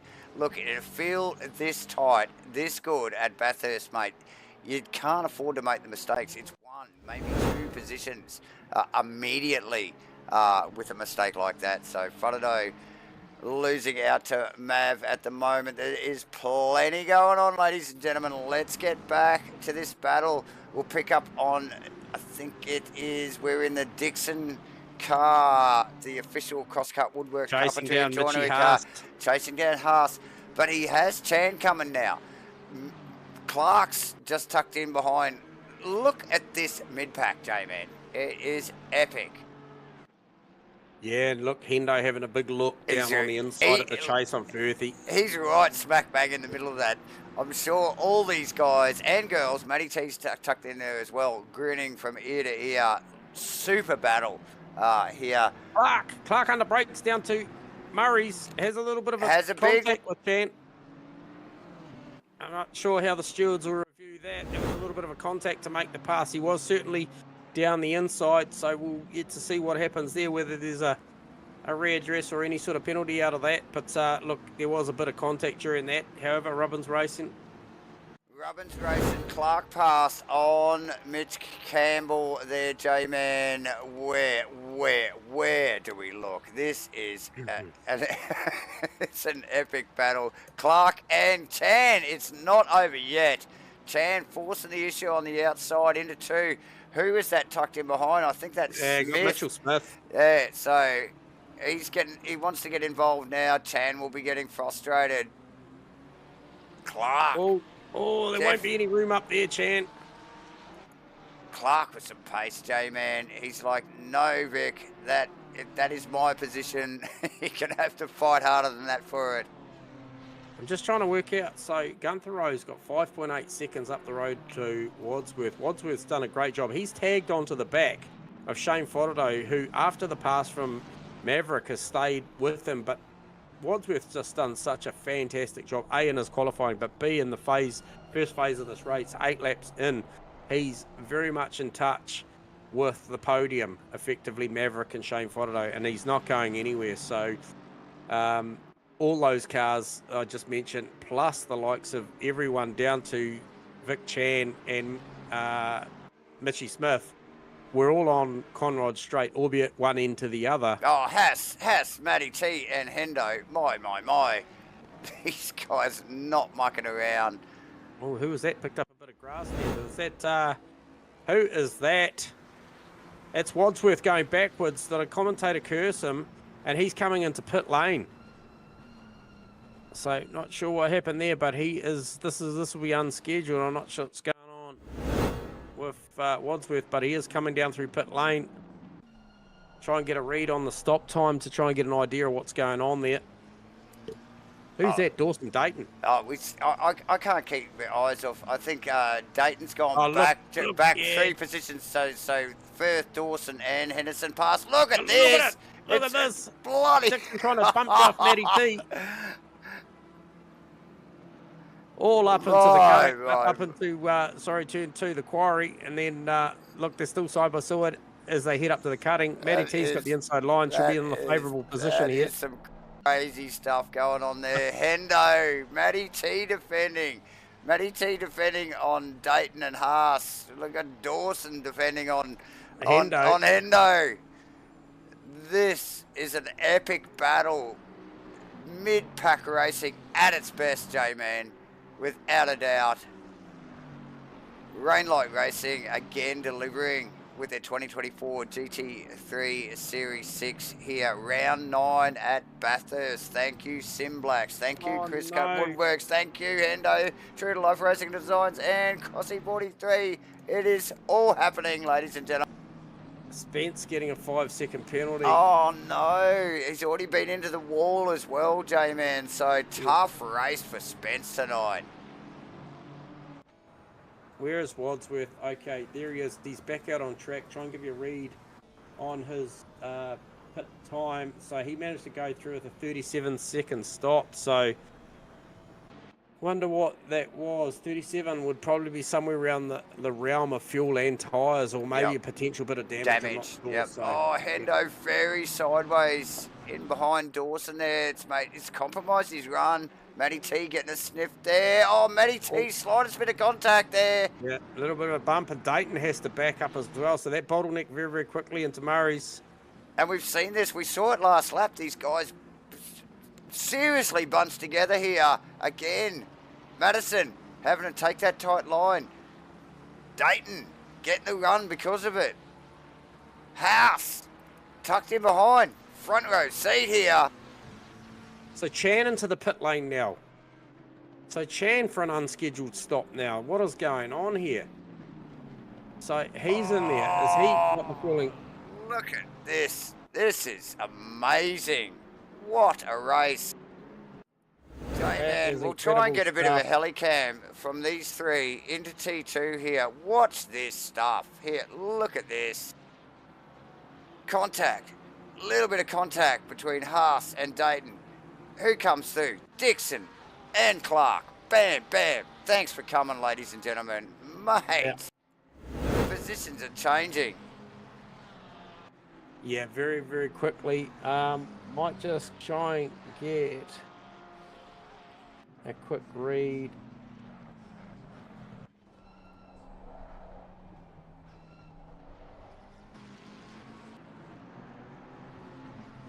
Okay, we may have lost Vic Chan, I think, just intermittently, so that might have been something going on. He was late to the party, maybe a little bit, just not quite organised tonight. However, Webley out there, 1.8 seconds over Costas Maklos, has another 4.7 down the road to Maverick. 1.3 is the margin back to Fotado. Obviously a bigger gap there now with the loss of Jacob Wadsworth off the back of that pack, allows Gunther Rowe up to P5, and that is significant because that is a 12-point swing in positions gained in effectively 11 laps of this race. However, he hasn't managed to shake Steve Croston in the 43 Honda. The Killer Bee, the SIMBLACKS car of Steve Croston, flying the flag out there, and he is racing down Gunther Rowe. I asked the question at the top of the broadcast, albeit these Mustangs are fast, what are they going to hang on to the rear tyre like? Well, we're going to find out in the next 37 minutes, Davo. We absolutely are. 37 minutes to run yet here. Oh, who's that pulling off there? I didn't quite pick up who that was. Was that... is that one of the back markers? Yeah, that was Zane Thompson, just allowing those front runners to go through. Yeah. So, yeah, seamless stuff there. Good spatial awareness from Thomas there, J-Man. Got the blue flags, could see that train of cars, and that is a serious train of cars too, mind you. And gets well out of that. Danny Kim right up and behind him now, and Kim has to take a massive evasive action, and that's actually going to allow Ken Worcester to get through on him as well. So they come out of the cutting, have to lift the throttle, got the car a little bit sideways, and that just allowed Ken Worcester to go through there. It was just all a little bit, so blue flags flying. Yeah, got a little awkward there. Lane Thompson doing the right thing now as they come across through Reed Park, developing across Skyline. Tough track, isn't it, J-Man, to adhere to these blue flag situations. So, you know, look, all kudos to the lapped cars, you know, like for having to deal with these guys. The speed difference is massive. And when they're coming in hot, they're coming in real hot as we pick up on the CROSSCUT car, tucked in behind Gunther Rowe, trying to just tag on. Like Gunther, we have talked about him so many times over the past few weeks, J-Man, in a very nice bit of form at the moment, and really pedaling that Mustang well. Crossland, on the other hand, has had... I would loosely say set up difficulties with the SIMBLACKS number 43 Honda. But look, we have heard in the grapevine that he's on top of some of those setup issues now. And really, look at him hanging on the back of Crossland. Looks like he's trying to stay tucked under that wing and keep that momentum. Trying to use the power of that Mustang to his advantage. Yeah, Gunther's doing a good job here, but Crossy seems to just be able to stick with him. And this is where you'll see the strong suit of the Honda coming up through here, up through the quarry, heading up to the cutting, and then up through Griffin's Mountain here, heading toward Reed Park, Solomons. That this Honda, this is where it'll start to work here, albeit the Mustangs. Yep. The VTEC kicks in, Jamie. yeah, it's VTEC things, mate. We know what they're like. But yeah, look, doing a great job as he heads out to the grate. It's the nimbleness of the Honda, but then look at the Gunther Rowe. We're looking out of the windscreen of Steve Croston's SIMBLACKS number 43 Honda at the moment. Gunther really wide. He's fucked it into the wall, should I say? Yep. We've just cursed him there. That's cost him. What does the car look like? Can we get a visual on that car? What's the damage? Not too bad by the look of it. The bonnet's still down. I think he'll be relatively okay with that. Oh, so tag on both walls there, he will be kicking himself. I think that's Nick Firth just tucked in behind him. Firthy recovering well after not really kicking some goals in pre-race practice or qualifying. But yeah, like still up at the pointy end of the championship. So recovering well. Gunther Rowe. Position, so he's doing a good job. That car doesn't look too damaged, like you were just mentioning, J-Man. Yep. So, oh, look, he will be kicking himself. Just after such a solid effort working his way through that mid-pack of cars and clearing that mid-pack of cars, didn't he, J-Man? Got that little bit of a gap, but obviously the pressure from Crossland behind him and knowing that Honda was so quick across the top of the mountain, he was still clearly pushing to make that Mustang work. Yeah, well, look, I thought at that point, just prior to that incident, that I thought he was very, very quick out of the cutting. It was a position where I thought the Honda might have made some gains, and if anything, Gunther was probably pulling away up through. I agree, yeah, I noticed that too. Certainly up through McPhillamy and across Skyline. I thought he looked real fast and obviously just couldn't arrest the car. And looked to me like he picked up a little bit of inside curb coming down. Easily done. Heading towards the dipper, and it probably just took a little bit of the steering wheel, pushed the car out to the right, and obviously grabbed the wall as you saw. And the rest is history. Crossy was probably never going to think twice about tucking it down the inside and grabbing that spot to see himself move up to P5. Looking for a little bit of redemption. We saw such a great start to the season for the SIMBLACKS 43 car. Fell away from him a little bit, had some big moments, you know, hence we give him the, you know, the killer Honda reputation. However, been hard at work at the engineering on the back end of the season for this thing and really got this thing wound up. So to see him work his way up there, that'll be very good. And it's not going to get any easier for Gunther Rowe because, you know, Firthy's been progressing through nicely through the field. Yes. And we know that the McLaren is equally up to the task in a straight line to the Mustang, so there'd be no advantage there. And then Pete Dawson, didn't think had the best qualifying, but is nonetheless up to P8. Okay, so he's only up one position, according to my thing. So maybe second the phase of the qualifying, he actually did do pretty well. So Matty T really putting some heat on Nathan Henderson now in this top 10. So P9 and P10 is Hendo and Matty, and this is a battle that'll be a good one because both drivers with a ton of respect and will give each other racing room, no doubt. Absolutely, J-Man. And look, obviously Hendo, great form last week at Spa in trying conditions. Matty T, as always.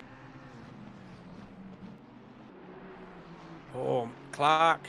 Really starting to apply the blowtorch to the back of Dixon now into the CROSSCUT works. Rowe pass, Rowe around, Rowe in a really bad spot here. Oh, that's going to be a hard one to recover the car from there. So, gets a big hit on the wall. Oh, he goes back to pits. And in a very awkward position, he tries to get that car off the line. Calls it a night, parks the car. Tough gig. Gunther Rowe retiring that car immediately. So that puts Firthy up to P6. Dawson up the spot. Everybody behind them up a spot because he was running out of P6. So I'm still very, very interested in this Matty T, Nathan Henderson battle because that one has been this close for quite a few laps now. So that's Matty where it's at. Attack. That's where it's at, J-Man. Absolutely. Oh, goes the inside, goes too deep, and Hendo just overlook it. That's Dixon. She's compromised her run. No pace. She's going to have to cover here. Dixon, look, maybe if he can break it and get it down the inside Clark. here. Clark's right there, and we've seen how speedy Clark's been throughout the night and even last week. J-Man, newcomer to Rain Light Racing, but yep. Look, Clark, he can see all that unfolding in front of him. With now Henderson out of the picture. Right on her now. He's right on her heading up Mountain Straight. What sort of pace has this Aston Martin got? Right in there. One thing we know about the Ferrari, it's very fuel efficient. Doesn't do too bad on its tyre wear as well. But Looks for the outside. Be the wrong place here, but Oh, maybe it's dangerous here. Matty's running wide. Clark's got a front row seat here, Jamie. And who's that in the back of shot? That's Mitchell. That's Haas. That's Haas. Yeah, but it's also Dayton Smith as well. Yeah. Going at it. So it is this mid-pack that we've been following all night. Well, look, oh God, it's been over half an hour. We're definitely in the second half of the race now. Oh, Dixon with a big wriggle. And Henderson with a big wriggle. What's going on here? Oh, Dixie has to run it down, straight down the hill. Tucks him behind Clark. Oh, so Hendo had a big off after the grate. Puts him very wide. Dixon gets out of it. So sort of unfolding, which has allowed Clark pass. It's a massive change of positions there, J-Man. Oh, he's lucky he wasn't back in pit lane, though. Wow. That could have been huge. For Hendo there. It's a high-speed, it's a high-speed piece of racetrack to lose the car. So Matty T gets a free kick there, up to P8. As does Clark. Yeah, as does Clark, yeah. Yeah, 100%. And Dixon, mind you. Through on that as well. Now Haas and Dayton looking to make some gains. Wow. Matty Clark has been racing forward all this whole night long already. Over halfway through this race already. Good close stuff, J-Man. Some unforced errors, though, isn't it? You know, like we've seen very little contact, really, in this race. All the offs we've seen have been unforced, and look, in a field that's this tight, look at this mid-pack, ladies and gentlemen. You can look how many cars you can see in shot there. We are over halfway through the race. These guys and girls, still going hard at it. This is a big race still going on. Yeah, and so close, so close. Still not done at the top as well. Macrolos still keeping Webley honest. 0.8 of a second as they come out of the elbow. So that Ferrari of Costas Macrolos super strong across the top, because it was 1.2 seconds when they entered sector 2, and then he came out 0.8. We'll see the Mustang stretch its legs a little down the big Conrod straight and just blow that back out to 1.1, 1.2 seconds. But that Ferrari showing every bit of the measure across the top of the mountain. Yep, and definitely at Macrolos's hands. And like I mentioned earlier in the broadcast, you know, when he's on, he is well on, Macrolos. You know, like no mucking around. He's definitely got some work to do to reel in this man in this car, though. Brandon Webley in the Mustang, the number 26 Mustang at the moment, running away with it. He has still got to keep an eye on his mirrors and make no mistakes.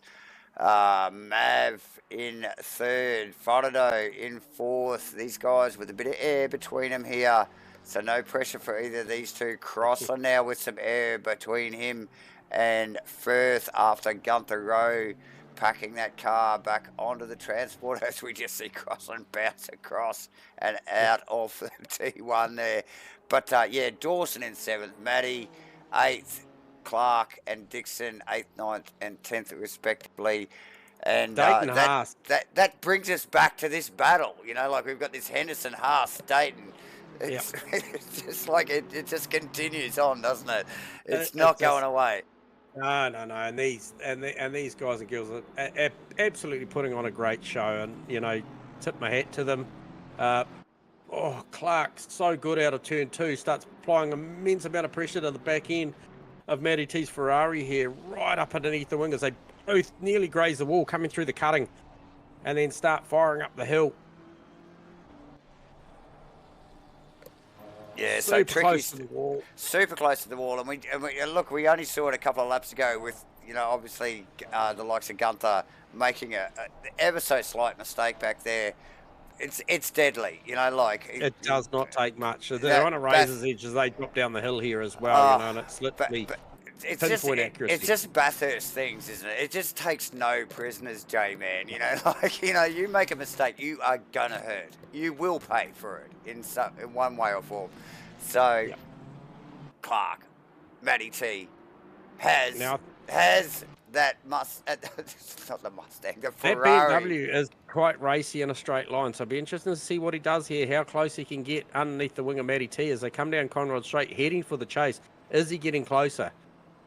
I believe he is. He's tucked up underneath the wing. He'll just be a little bit too far back, shows the nose for the inside line, makes Matty second guess it. She doesn't. She makes the apex. He gets it wrong and rotates the car. All the hard work's just been undone. Yeah, pinched up the brakes there, J-Man. Looked like he went in a little bit too deep there, and he's trying to stop that car. Doesn't want the contact, and there it is. Pinch of the brakes. We just pick it up in the replay there, J-Man, and around he goes. 5 positions. Bam, bam, bam, bam, bam. Yeah, see you later. Pressure from Hughesy here. They come across the finish line side by side. Hughesy carrying. Hughesy no, in the grass. Hughesy with a bit of a wriggle there too. Oh, has he got that together? Backs it into one. And that's going to throw. That's going to throw. We might try and pick up on a replay of that too. Yeah, it's going to throw him back into the clutches of Danny Kim. Oh, dearie me. Action-packed stuff, ladies and gentlemen. Great shots from the camera there, overhead and front of shot, as we just picked up that Porsche just grabbing all sorts of terra firma coming down to turn 1. He was working for it there, wasn't he? It was. The Porsche is not the nicest thing to drive when it is behaving itself, but yeah, look, he had plenty on his hands there. Look, amazing racing here, ladies and gentlemen. That releases Matty T from that battle, so she's got a bit of fresh air. However, no such luck for Will Dixon, who is still very much in the battle with Hendo and Mitchie Haas. And where is Matty Dayton? He's just fallen off the back of that just ever so slightly. He was pressuring Mitchie Haas about 3 laps ago, so it's nice. Needs to try and get back in touch with that battle and just start applying the pressure. Ooh, Dayton now. Commentators curse on Dayton coming down through the dipper. Has a bit of a Gunther Rowe moment down there. Doesn't grab a lot of wall, but grabs a lot of curb. Plenty going on here, ladies and gentlemen. It is round 9. It is Bathurst. It is Rainlight Racing's 2024 GT3 Series 6. It's brought to you by SIMBLACKS. It's brought to you by CrossCut, Woodworks, Carpentry and Joinery, True to Life Racing, Crossy 43 and Hendo, and of course broadcast to you live by MATCHFIT Entertainment. As always, please hit the like and subscribe, ladies and gentlemen. We have got another 20 minutes of this action going on. Stay tuned. Okay, so Macrolos and Webley just rounded up what would be, I think it was... Might have been Davison or Goebel. I thought they dispatched Thompson very much earlier. Trying to pick up who that car was. Okay, it was Goebel. So they just rounded up Goebel and they played on. So no harm, no foul there. Just managed to get round them. And the margin, 1.2 seconds. However, 7.6, 7.7 back to Maverick. So clearly the Webley Macrolos car got the race pace here. Out there just banking 201s, 201.9 last lap round for Webley, 201.7 for Macrolos, 201.8 for Maverick, Fotado 202.3, 2.0 for Crossland. So Crossland's got good pace late in the piece here. Yeah, definitely. And then we slip back into the 202s, 203s from about Matty down that last lap round. So once again, engaged in the battle, certainly kind of predicts the pace. So Dixon with a mirror full of Hendo with a mirror full of Mitchie Haas. And Dayton not too far behind, but he's now got company from... Dayton's got company again from Mitchell Smith. So Mitchell Smith's sort of been up and down in the battle. As has Dayton, to be honest. So, yeah, look, yeah, a little bit of moving back and forward at either end of this massive pack of cars. Like, it's about 7 cars here we've been calling through the Smith pack, J-Man. Obviously, Dawson and Matty T have sort of moved forward a little bit through the Gunther Rowe incident. Hughes looking for a move on Clark through the chase, Davo. Again, Clark, has he got it? That car looks damaged now, J-Man. Has that been into the wall since we last looked at it? And who is that tucked in behind there? It's Danny Kim. He almost capitalised on that situation, went for a twofer there, but just actually got out of it. Thought,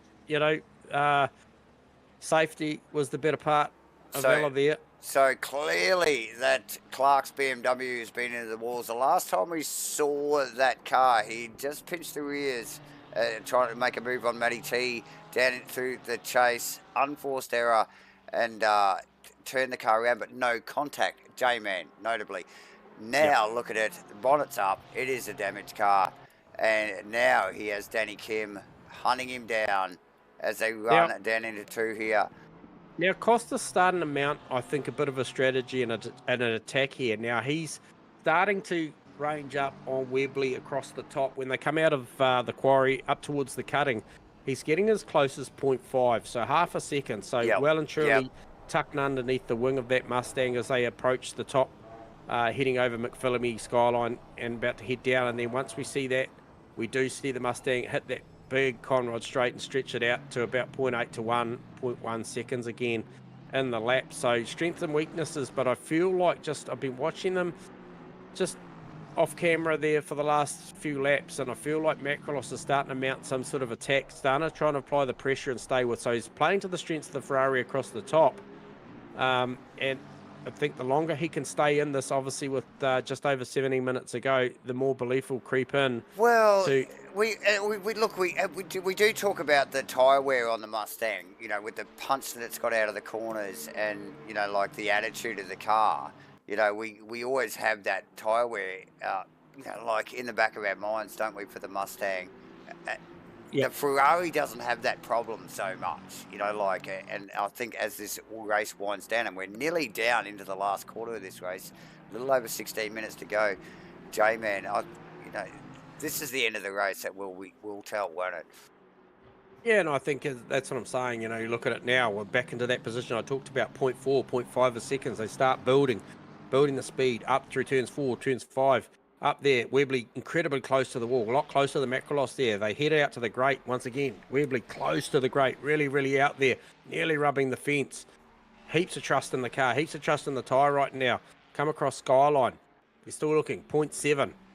So he's built a little bit across as they lay the power down, heading up all the way up across, and they drop down through the dipper. Very, very close again. Macrolos's car, accurate. Very, very stable. In the high aero positions coming across the top, and you look at how close he is coming into Forest Elbow here. Fires it in there. It almost looks like he's absolutely throwing the car down into that corner, down into Forest Elbow, and he's right there. And these are the things he's got to do to stay in touch with that Mustang because of the advantage the Mustang's got in this part of the track. Yeah, that's right. Yeah. But what I'm saying is, each lap by lap, I feel like he's playing to the strengths and he's just staying in there with it. And you know, one tiny little mistake coming down through the dipper, he'll be right there because he's close enough to pounce. Even if there's no contact to a wall or something like that for Webley, he's going to be there or thereabouts to try and capitalise. And if that Ferrari does get in front, is there enough for the Mustang to pass it down the straight? Because Macrolos 287 plays Webley's 284. We talked about the potential of maybe Webley winding a bit of wing onto that Mustang for the race car. I think that's a very real factor. Now he's tucked up and behind, so maybe not as much advantage for the Mustang as we think, but it certainly got punch off the initial phase of the corner, heading up Mountain Straight. You can see it there. Yeah, definitely, J-Man. As we just saw Clark actually step aside to allow Kim past across Skyline there in the replay there. So, look, plenty to unfold here into the final quarter of this race here. We've still got the Dixon-Henderson-Haas battle Firth going on. Still very much alive. There's only just under a second the difference there. So, once again, McLaren via Honda. What does that look like in the next 14 and a bit minutes? Well, we'll soon find it. Closer. And then, like, as you've just been dissecting, J-Man, this seesawing between Webley and Macrolos in the two different marks of cars. Crossland really pushing up under the tree, pushing as hard as he can in that Honda to make some gains on Firth. Does he think Firth's coming? But, yeah, look, it's that end of the race. A little bit of strategy coming in. These guys probably just sort of, you know, feeling out where their tyres, you know, how their tyres are cycling at the moment. and Yeah, well, where their paces and their strengths and weaknesses are. well, on that, Davo, you know, I'm looking at the likes of Dixon, Henderson, Haas, which is a great little three-way battle going on. Matty T's is probably a little bit far out of reach for them at the moment.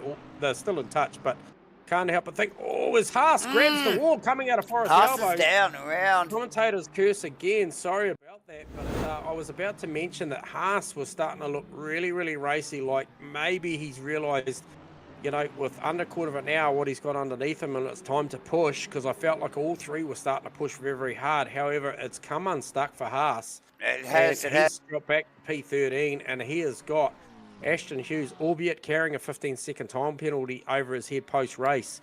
It's very much there. Okay, and I think I just caught in the back of camera shot there as well. There was a Dayton and Smith, one of those two cars also clipping the wall down through the dipper there, J-Man. So Might have been Smith, I think, mate. that was just behind what we were just looking at there with the Henderson Dixon battle going on. So Haas down a couple of positions now. I think Smith and Dayton passed and has taken him out of that battle with Henderson. Hendo probably is breathing a sigh of relief, to be honest, J-Man, after what has been a pretty intense battle, hasn't it, between these three?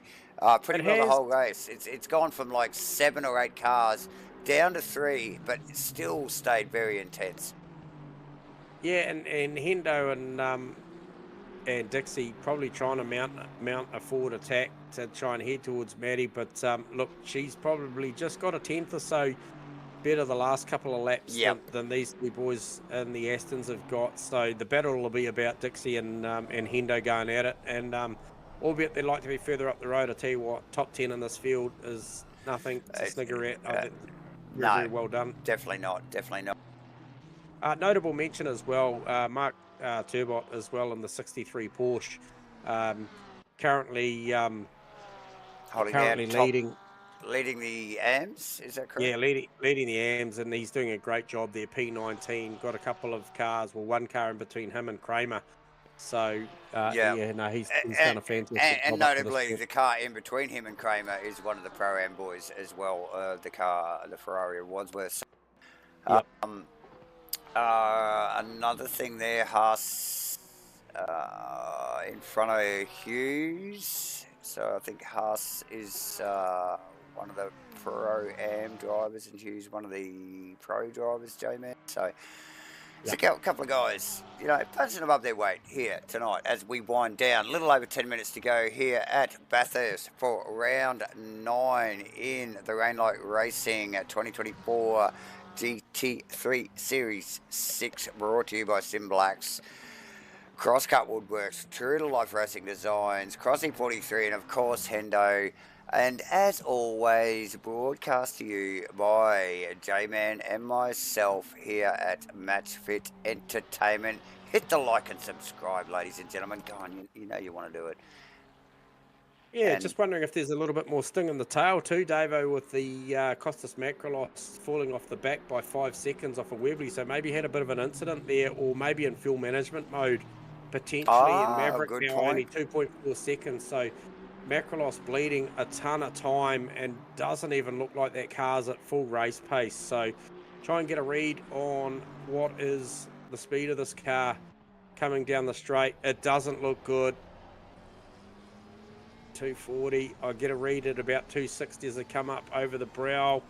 He's about 5-6k an hour short of where he needs to be. So is that car damaged? Is that car damaged, or is it as we just see Clark off track here?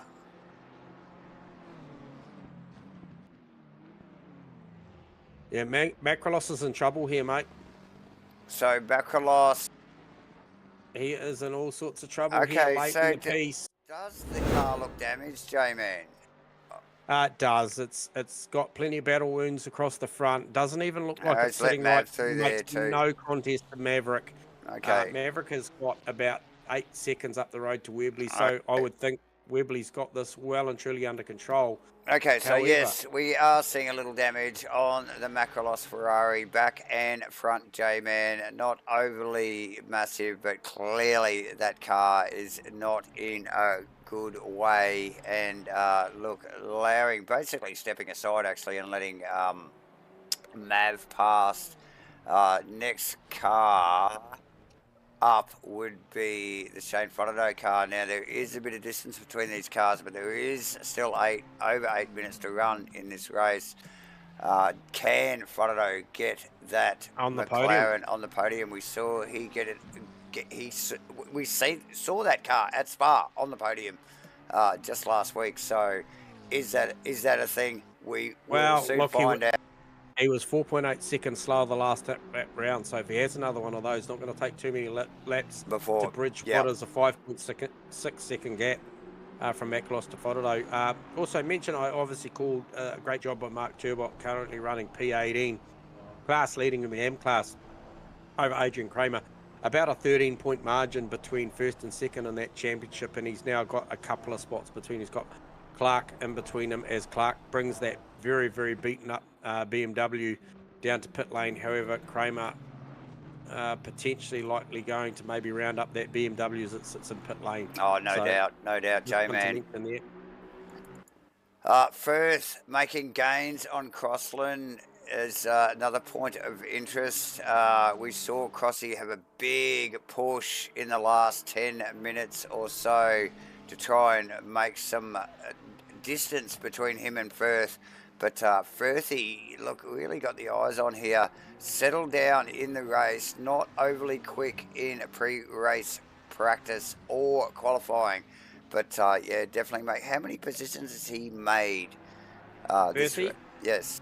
Yeah, Firthy's made up 5 positions. Okay, so good solid effort from Firth. Macrolos in the pits. Okay, so that answers the question. So I'm not sure what was going on there, but that car... well damaged. We've got a bit of pit movement as well. Who else is in the pits that I can see? That is Phil Davison. We got Clark, obviously. That was a damaged car as well. And Davison in one of the 777 ASR and Z cars. So, J-Man, some moving and shaking as we wind down. A little over 6 minutes to go here. Out of the back of the SIMBLACKS, number 43 Honda, piloted by Steve Crossland. Thank you, SIMBLACKS. Thank you, CrossCut Woodworks, True to Life Racing Designs, Crossy 43 and HENDO for bringing all this goodness to you again here this week at Bathurst. Speaking of HENDO, mate. Speaking of HENDO, he is still mounting an attack on Dixon. This has been going on for the better part of the duration of this race, but he is still very much in touch. He's there. That is not going away. And they have same marker car. A little bit. Yeah, same marker car, aren't they? They're both in the Astons. Yep. These guys pushing hard, and look, HENDO not in a position to make an attack, so to speak, but these guys working together and just staying focused. And, yeah, like you said, making gains on Matty T at the moment in the Ferrari. Yep. So time's closing down as per usual of everything that MATCHFIT normally broadcasts in sim racing form. We will get down to this last 3 to 5 minutes, and you can bet your bottom dollar that these guys and girls will just close it up a couple of tenths for us just to make it super exciting at the back end. And as we see HENDO, 0.2, looking for a mounted attack down to the chase. Very, very close. Both of them making beautiful apexes at the chase there. Again, no attack. So, look, Dixon's not having to defend his line, so they are actually still running at fairly good lap pace. Goebel gets out the way. Gaining on Matty T. Goebel, lap car. Getting the blue flag, gets out of the way. Uninterrupted run for these guys and girls here. Matty T will be well aware these guys aren't going away anytime soon, so she will have to hit her marks. She has got to stay focused, doesn't she, J-Man? Yeah. Good job here from Danny Kim too, P13, chasing down Mitchie Haas. So that is a solid job. Firth. And Macrolos came out after that damage, sorry. Yeah, Firth just still gaining on Crossy and across the top of the hill. The McLaren's looking strong this lap, J-Man. does look good. Slowly has chipped away at that gap. And look at it now. There's only a couple of car lengths between these two. Yep. And Crossy looks like he's pushing hard. The car looks like it's working hard to get its lap time. Unlike Firth's car, which he looks pretty comfortable in at the moment. Yeah, only about 1 kilometre an hour difference on terminal speed between these two cars. Crossy at 285, Firth at 286. So not much in a straight line between the aerodynamics of these two setups on these cars. So very much set probably in the form of aerodynamics. We heard that the McLaren is carrying about 22 pies on board. Yep. So that is a factor. However, it's created some very, very good racing. So you can't argue with the BOP. It does look pretty good out there. It does, J-Man. And the quickest lap times are looking pretty stellar as well.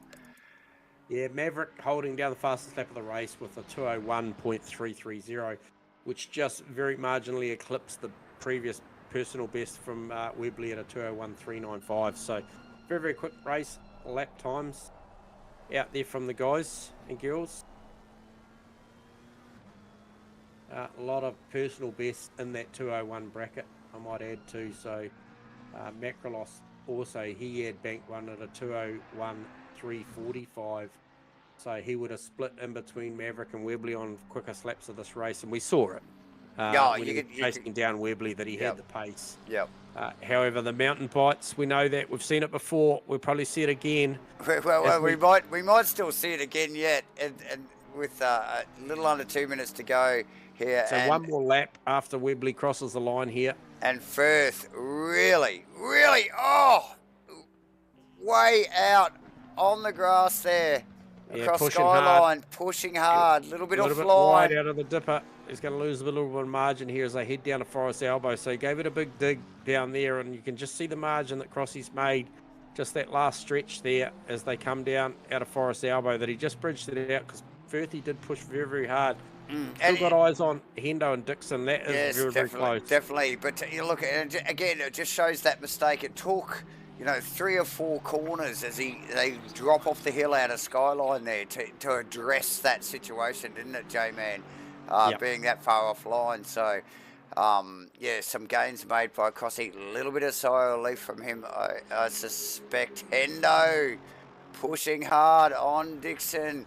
Is he got draft ever so slightly as they run into the kink in the chase. Very deep from Henderson again. Yep. Hey, and on a night where the leader of this championship, Brandon Webley, needed to make a statement, come out and capitalise on his driving and B, the class of car that he's in as well. He's doing that. He is on the final lap. Previous lap round on a 201.6 versus Mavericks 203.0. So Mavericks rolled out of this thing, knows it's pretty well done, and is about 16.8, 17 seconds, the difference between first and second. You've got to really just tip your hat and take a bow to the drive that Webley's put on. Had a lot of pressure early from Costa Macrolos, but he's gone out there. He's currently just navigating down through the dipper, heading towards Forest Elbow for one last time here at Mount Panorama, Bathurst. And I tell you what, it'll be a duly deserved victory here for Webley, and really just puts him in a nice position heading into the final round of the season after this. But however, once again, Dixie Hendo, eyes up the road on Maddie T, but look, she's done a stellar job.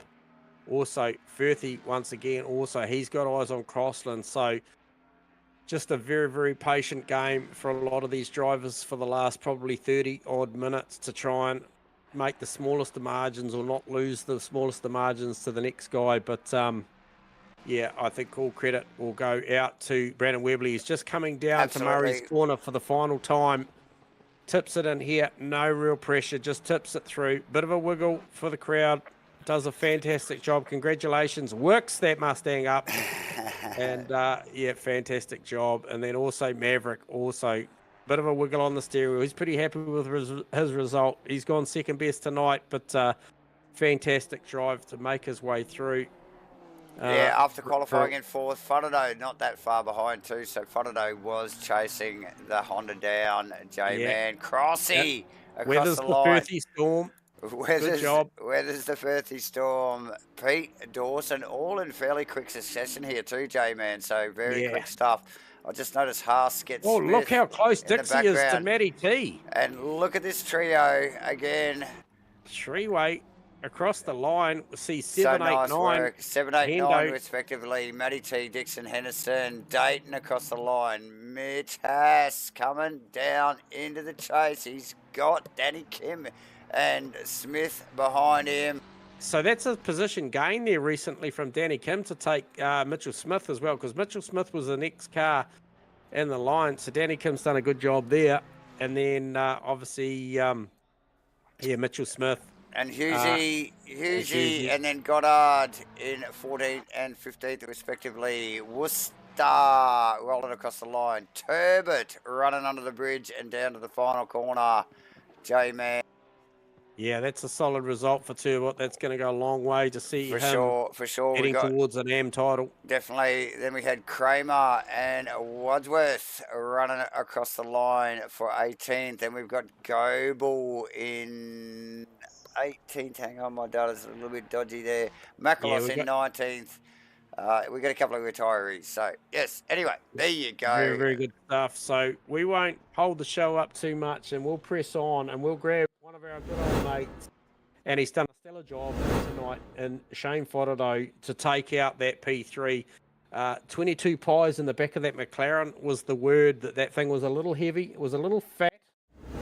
I think we're allowed to say that. Maybe not. But anyway, we've got Shane Fodderdo on comms. You got us, anyway. mate? Hey, guys. Yep. Mate, hey, look, another fantastic night, mate. You make the podium again. How was that, and how hard was that pressing that thing around Bathurst tonight with the cars in front and behind that you had around you? Yeah, mate, that was the worst car I've ever driven around Bathurst. It was I used my quali setup. Yeah, quali setup was good, like in quali, but with the full tank, I didn't practice. After about 3 laps, I thought to myself, shit, this is going to be tough. Like, I was just hanging on to it, Yeah. Hey, look, game of percentages and consistency, because your best lap of the race was a 2:02.1. There's quite a few of your peers that were probably banking 2:01, mid 2:01s to high 2:01. So it really just showed us and the viewers the consistency of Shane Fodderdo at that McLaren, and probably your track knowledge of Bathurst. You've been here plenty of times. You know the place bites, and you certainly drove that thing super straight. Had some good battles along the way too, Shane. Yeah, it was good racing with the boys up the front at the start, but yeah, as soon as after about 3-4 laps in, I almost lost the rear every lap around McPhillamy, and just let Mav go, and then just had to back it off a little bit. Yeah. Just back it off a bit, and then just luckily that I had a reasonably big gap behind me, so I was just sort of managing that towards the end. Just lucky the race wasn't longer, because I'm pretty sure Crossy would have got me. Yeah. I think both him and Firthy were coming, mate. So realistically, with the race car you're dealing with tonight, Shane, that quality performance was quite critical, wasn't it? Yeah, that was the key to getting the podium now. Just track position, starting at the front, and just stayed out of trouble, really. Unlucky for Costas. I don't know what happened to him. I think that thing got into the wall somewhere. We actually missed it on the stream, but a couple of little mistakes, niggly mistakes, I think, crept in, and that car looked damaged at the end of the race. So, not taking anything away from you, Shane. No, and you would probably mentally in the back of your mind already realise and understand the performance there of making a podium tonight, obviously ahead of your competitors, Nathan Henderson, Costas Makrolos. That's pretty important heading into the final round too, Shano, to give yourself your best opportunity to try and really go and try and make the top 3, or certainly improve your position for the back end of the season, mate, because you've had a pretty good season, mate, all in all. Yeah, that was that's gonna make the points a bit closer, and one more to go, and see how we go. I'm not sure where we're racing next, but Imola. Imola next week. Not too sure how it goes there, but I'll I'll do some practice. Imola next week for 90 minutes. Yeah. Good work, Shano, mate. It's always a pleasure to call you out there racing and watch you do your work, mate. You're in a sweet spot, mate, driving wise at the moment. Obviously, we get to call you a couple of times a week, mate, and really enjoying seeing what we're seeing. So congratulations, mate, and thanks for the chat. Cheers, guys. Thanks. Awesome. Cheers, mate. Shane Frodo, J-Man, again. And, yes. Next cab off the rank was a guy that, has certainly made his way through the field tonight. Qualified P4, ends up P2. Another fantastic result from Maverick. And, mate, give us an insight. A, how was the quali car first? And then secondly, what was the race car like? Yeah, guys. It wasn't great. I just couldn't hook it up. It was a real struggle tonight. I think I just couldn't make it work. So yeah, quali was awful. Race setup was pretty bad. Couldn't even keep it together when there was no one around me. So I was struggling. Yep. Nonetheless, on a night where you probably weren't at your most comfortable, Mav, you still ended up P2. Obviously, Costas ended up having a bit of an incident. Your eyes would have lit up when you saw him sort of just coming at you really quickly, and he didn't even challenge you, mate. He was obviously in a pretty borrowed Ferrari at that point. But look, you're still in the hunt. Would have been nice to get one over Webley with 1 round to go, but you're still in the hunt for this thing, mate. So 1 more round to go. Yeah, I knew Webley was going to be lightning fast, so I didn't think I was going to be quicker than him in any case. But I was happy with just sitting in either third or fourth, but second's just a bonus, like you said. So unfortunate for Costa, but he'll live to fight another day. Yep. And I was hoping those two would go at it a little bit and he'd slow Webley down, but that didn't happen. And then just brought it home. I was just happy to bring it home. I did have a big spin second last lap. Don't know if you saw that. No, I didn't catch that. No, we didn't catch that one. We did pick up a little bit of off-track excursion earlier in the race. But yeah, had a big off. I think I was just trying to go for fastest lap the last few laps, and then took my eyes off the track, hit a curb, and did a 360, hit a wall. But then brought the car back on track, and it was only 2 laps to go, so wasn't too bad. But it was a fun race. Yeah, hey, and look, statistically looking at some of the data as well, you did manage to obtain the fastest lap of the race on a 1:3:30. So all in all, that you talk about the setup probably not being in the window and not being to your liking. The car was still relatively quick at times as well. However, it's nights like those, mate. We saw you, eyes lit up a little bit to see you in P4, Mav, because we used to, I guess we just get used to seeing you so much further up the grid, challenging for that top spot. However, the race came to you. You are close in the hunt, and that makes it entertaining for us and the viewers. And for the final round. Yeah, and we wish you all the best for the final round, mates. And on a season where you take a break for a couple of rounds and to still be in the title hunt really shows you what the start of the season was like, and we're still going to stick with that. And I know you're going to take this thing right down to the wire. So well done, Mav, and appreciate you always talking to us, mate. Thanks, fellas. Thanks. Awesome, thanks, Mav. Thanks, Mav. All right, so cometh the man. This is the man of the moment, actually, at the moment, and he's got some momentum. He has definitely got some momentum going, and he's utilising it. Talk to him pre-race here, and he mentioned it was to lose. And I tell you what, went out there, had a lot of pressure from Costas Makrolos. But Brandon Webley, congratulations, and just talk to us where your head was at the start of that race when Costas was putting a lot of pressure on you, mate. And just give us an insight to the viewers to what you were dealing with at the start of that race. Oh, hey guys. I was a little bit worried, but I think I went a bit safe on my setup for the race. But I was a bit worried, but I also know it's extremely hard to pass at Bathurst, especially at the Mustang, unless I made a big mistake. So I was kind of just trying to pace myself, not push too hard and kill the tires. So yeah. Yeah.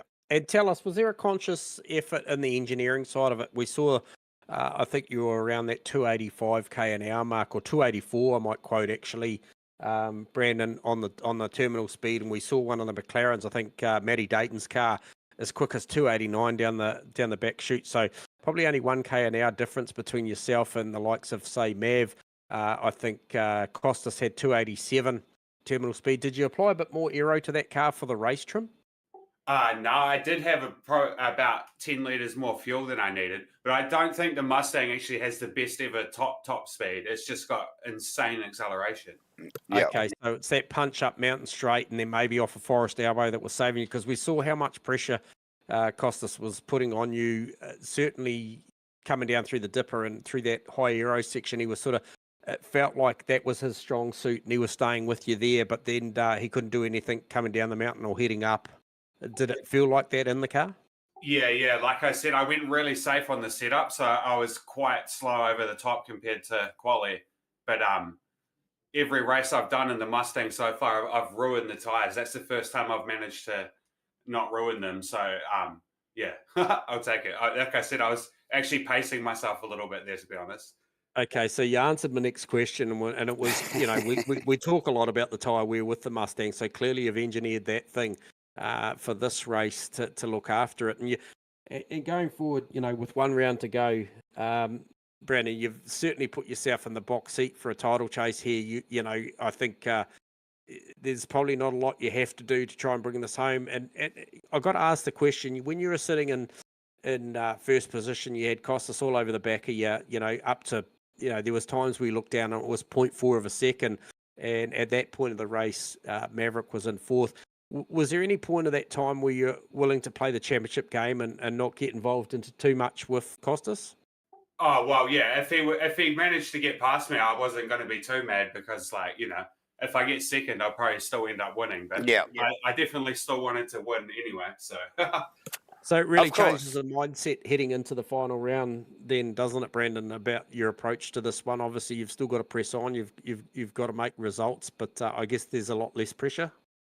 Yeah. Imola's not a very good track for me, but I feel like the Mustang's going to be very good there. So that's a bonus. Yeah.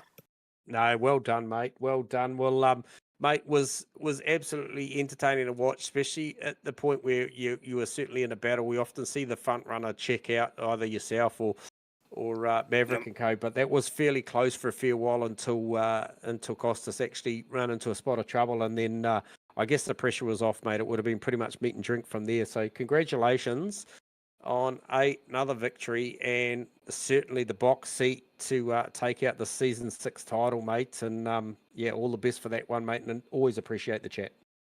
Thanks, guys. Cheers. Brandon Webley, everyone. J-Man, have we got a mover and shaker interview up our sleeve? A very short one, maybe Will Dixon. Yeah. I think Will Dixon would definitely be a guy just to grab down and have a quick chat. Will Dixon, have we got you on comms there, brother? You got your comms there, Dixie? Copy, Will. Yeah, hear me? Yeah, g'day, mate. Hey, look, we just thought we'd just drag you down for impromptu chat. We're just bit of a mover and shaker, and really thought that the race you had tonight was fantastic. Obviously, got engaged in a very, very good battle. Hectic mid-pack. With Hendo and Matty T at the back end for the better part of half an hour. But that battle at the start, mate, I think we quoted about seven or eight cars in the thick of it, mate. How entertaining from your position was the start of that race? Yeah, that was wild. And when it was like 4 or 5 cars in front, I just thought I'd hang back a bit. And yeah, sure as shit, there was a couple of incidents. So I think I passed about 4 cars that binned it. And yeah, I was really tight. Wasn't really happy with the race setup, but I'll definitely take that 8th. And good effort, mate. Yeah, and you had Hendo tucked in behind you there for the better part of a good half an hour there, Dixie. And mate, obviously same manufacturer. Did you feel like towards the back end that look, he'd thrown everything at you and you guys were just, I felt like certainly the back end, we picked up on the stream the final lap coming down to Murray's corner. You guys are very, very close to Maddie. I didn't kind of see if she had a moment at the chase, but man, you guys were tight at the back end. Yeah, no, Maddie had a back marker, so that's what slowed her up a bit. So we kind of tucked in behind her. But I had really bad slow corner speed, so Hendo would catch me just before the elbow there, and yeah, it was pretty tight. Yeah, well, super entertaining, mate, and certainly got the CrossCut sponsors some airtime tonight, mate. Definitely, mate. Definitely. It was certainly entertaining to watch and worthy of a quick chat, mate, because once again, you never fail to entertain, Dixie. So really enjoyed that one, mate. And I'm sure it'll be a tough gig trying to wind down and turn the sleep button on after that. Yeah, 6 minutes just round watch back. the stream. Just watch the stream. Yeah. Mate, straight away. Yeah, definitely. Thanks for that, fellas. Cheers. Awesome. There is Will, he. that is Will Dixon engaged in a serious battle there tonight. So really enjoyed that one. Absolutely, J-Man, with Hendo and Co. There was a massive train of cars there through that mid-pack for more than half an hour through that 60-minute race there tonight, J-Man. But yeah, awesome work from Dixon. Hey, have we got a minute for maybe one more, mate? Just one more. Okay, quick. Come on. Yeah, Let's sorry. go. We're going to give away stuff. Yeah, I know. I just want to grab this guy down here. And, I mentioned him a number of times tonight. Mark, you got us on comms, mate? Yeah, sure do, fellas. Yeah, hey, mate, sorry to grab you away there. Just notable mention tonight, watched your performance throughout the night. Obviously, be watching your performance throughout the season, but a very, very good result. Tonight, I thought second phase of qualifying after that little glitch and upset probably was less than ideal for you based on the first performance, but you raced incredibly well. Put some cars in between yourself and Kramer, about a 13-point swing. For the AM title at this point of the race going into the final round. You've got to be feeling pretty confident about maybe wrapping up a title next week, Mark? Yeah, pretty happy with it. Yeah, qualifying obviously a bit of a not so special for me in that second run, but yeah, the race went well, which was always good at Bathurst to keep it off the walls. Yeah, definitely. And mixing up with some good company there, I saw at certain phases of the races, Mark. I saw you mixing it up with some pro-ams as well, so plenty of pace on board the car tonight. Yeah, the portion not too forgiving at Bathurst, so pretty hard to hang on to the back of some of the McLarens. But yeah, hopefully at Imola we can find a bit more out of it and yeah, really tack onto the back of them. Go well, mate. We're rooting for you in this final round coming up, mate. You've done a great job all season and really entertaining to watch. So cheers for the chat, Mark. Yeah, cheers, fellas. Cheers, mate. Mark Tobert, everyone. I'll throw it back to you, Davo. You can spin a wheel, mate. Sorry, viewers, to hold the show up. I just, I think credit where credit's due for some of these drivers out there. Well, I can see on my little control panel here, everybody's waiting on the stream here. Yep. Waiting for what? What are we waiting for? We're waiting for the giveaways. Firstly, though, we've got to thank Rainlight Racing for bringing us their 2024 GT3 Series 6. Obviously, it's brought to you by multiple people like CrossCut Woodworks, True to Life Racing Designs, Crossy 43 and Hendo, as well. Broadcast to you tonight live by MATCHFIT Entertainment, but the big thank yous got to go out to SIMBLACKS for providing the giveaways for every round this season. We've been giving away a $50 gift card, and at the end of the season we are going to spin the wheel, random draw. Don't have to be fast to win this stuff. We are going to give away, thank you to SIMBLACKS, for a SimMagic GT Neo wheel. But tonight, again, as always, we are going to spin a wheel. Hang on, I've got to get the right graphic up, ladies and gentlemen. And we are going to spin a friggin' wheel here for a $50 gift card. Thank you, SIMBLACKS. Thank you, everybody involved. Wheel is spinning. Who we got? Mr. Joe Grimmer. Uncle Joe Grimmer. Well done, Uncle Joe. Good work. Congratulations. Awesome stuff. $50 gift card going out to Joe Grimmer. Was he on the grid tonight? I'm pretty sure he was. So we are going to thank Joe Grimmer for attending again. We're going to thank again SIMBLACKS, CrossCut Woodworks, True to Life Racing Designs, Crossy 43, Hendo, and of course MATCHFIT Entertainment for bringing you all this goodness live on the YouTubes tonight. Please hit the like and subscribe buttons, guys. Get involved. We've got plenty going on. Stay in touch. We've got Imola next week, J-Man, for the final round here. Fantastic. It's going to be the finale to what has been an absolutely outstanding season from these guys and girls. Never fails to deliver, does Rainlight Racing on a Monday night. It's certainly one of the draw cards of the week for us. I know you enjoy it, David. I thoroughly enjoy it as well. And that one there for me, Bathurst, was always going to be right up there. But I am a big fan of Imola as well. So, look, I'm going to sign out. Thank you to the viewers. Appreciate all your support, all the thanks, all the likes, the shares. We do appreciate it, David. I'll let you close the show. I'm signing out. Thank you. Yes, and we will thank you once again to Rainlight Racing. Thank you for your GT4, GT3 2024 Season 6.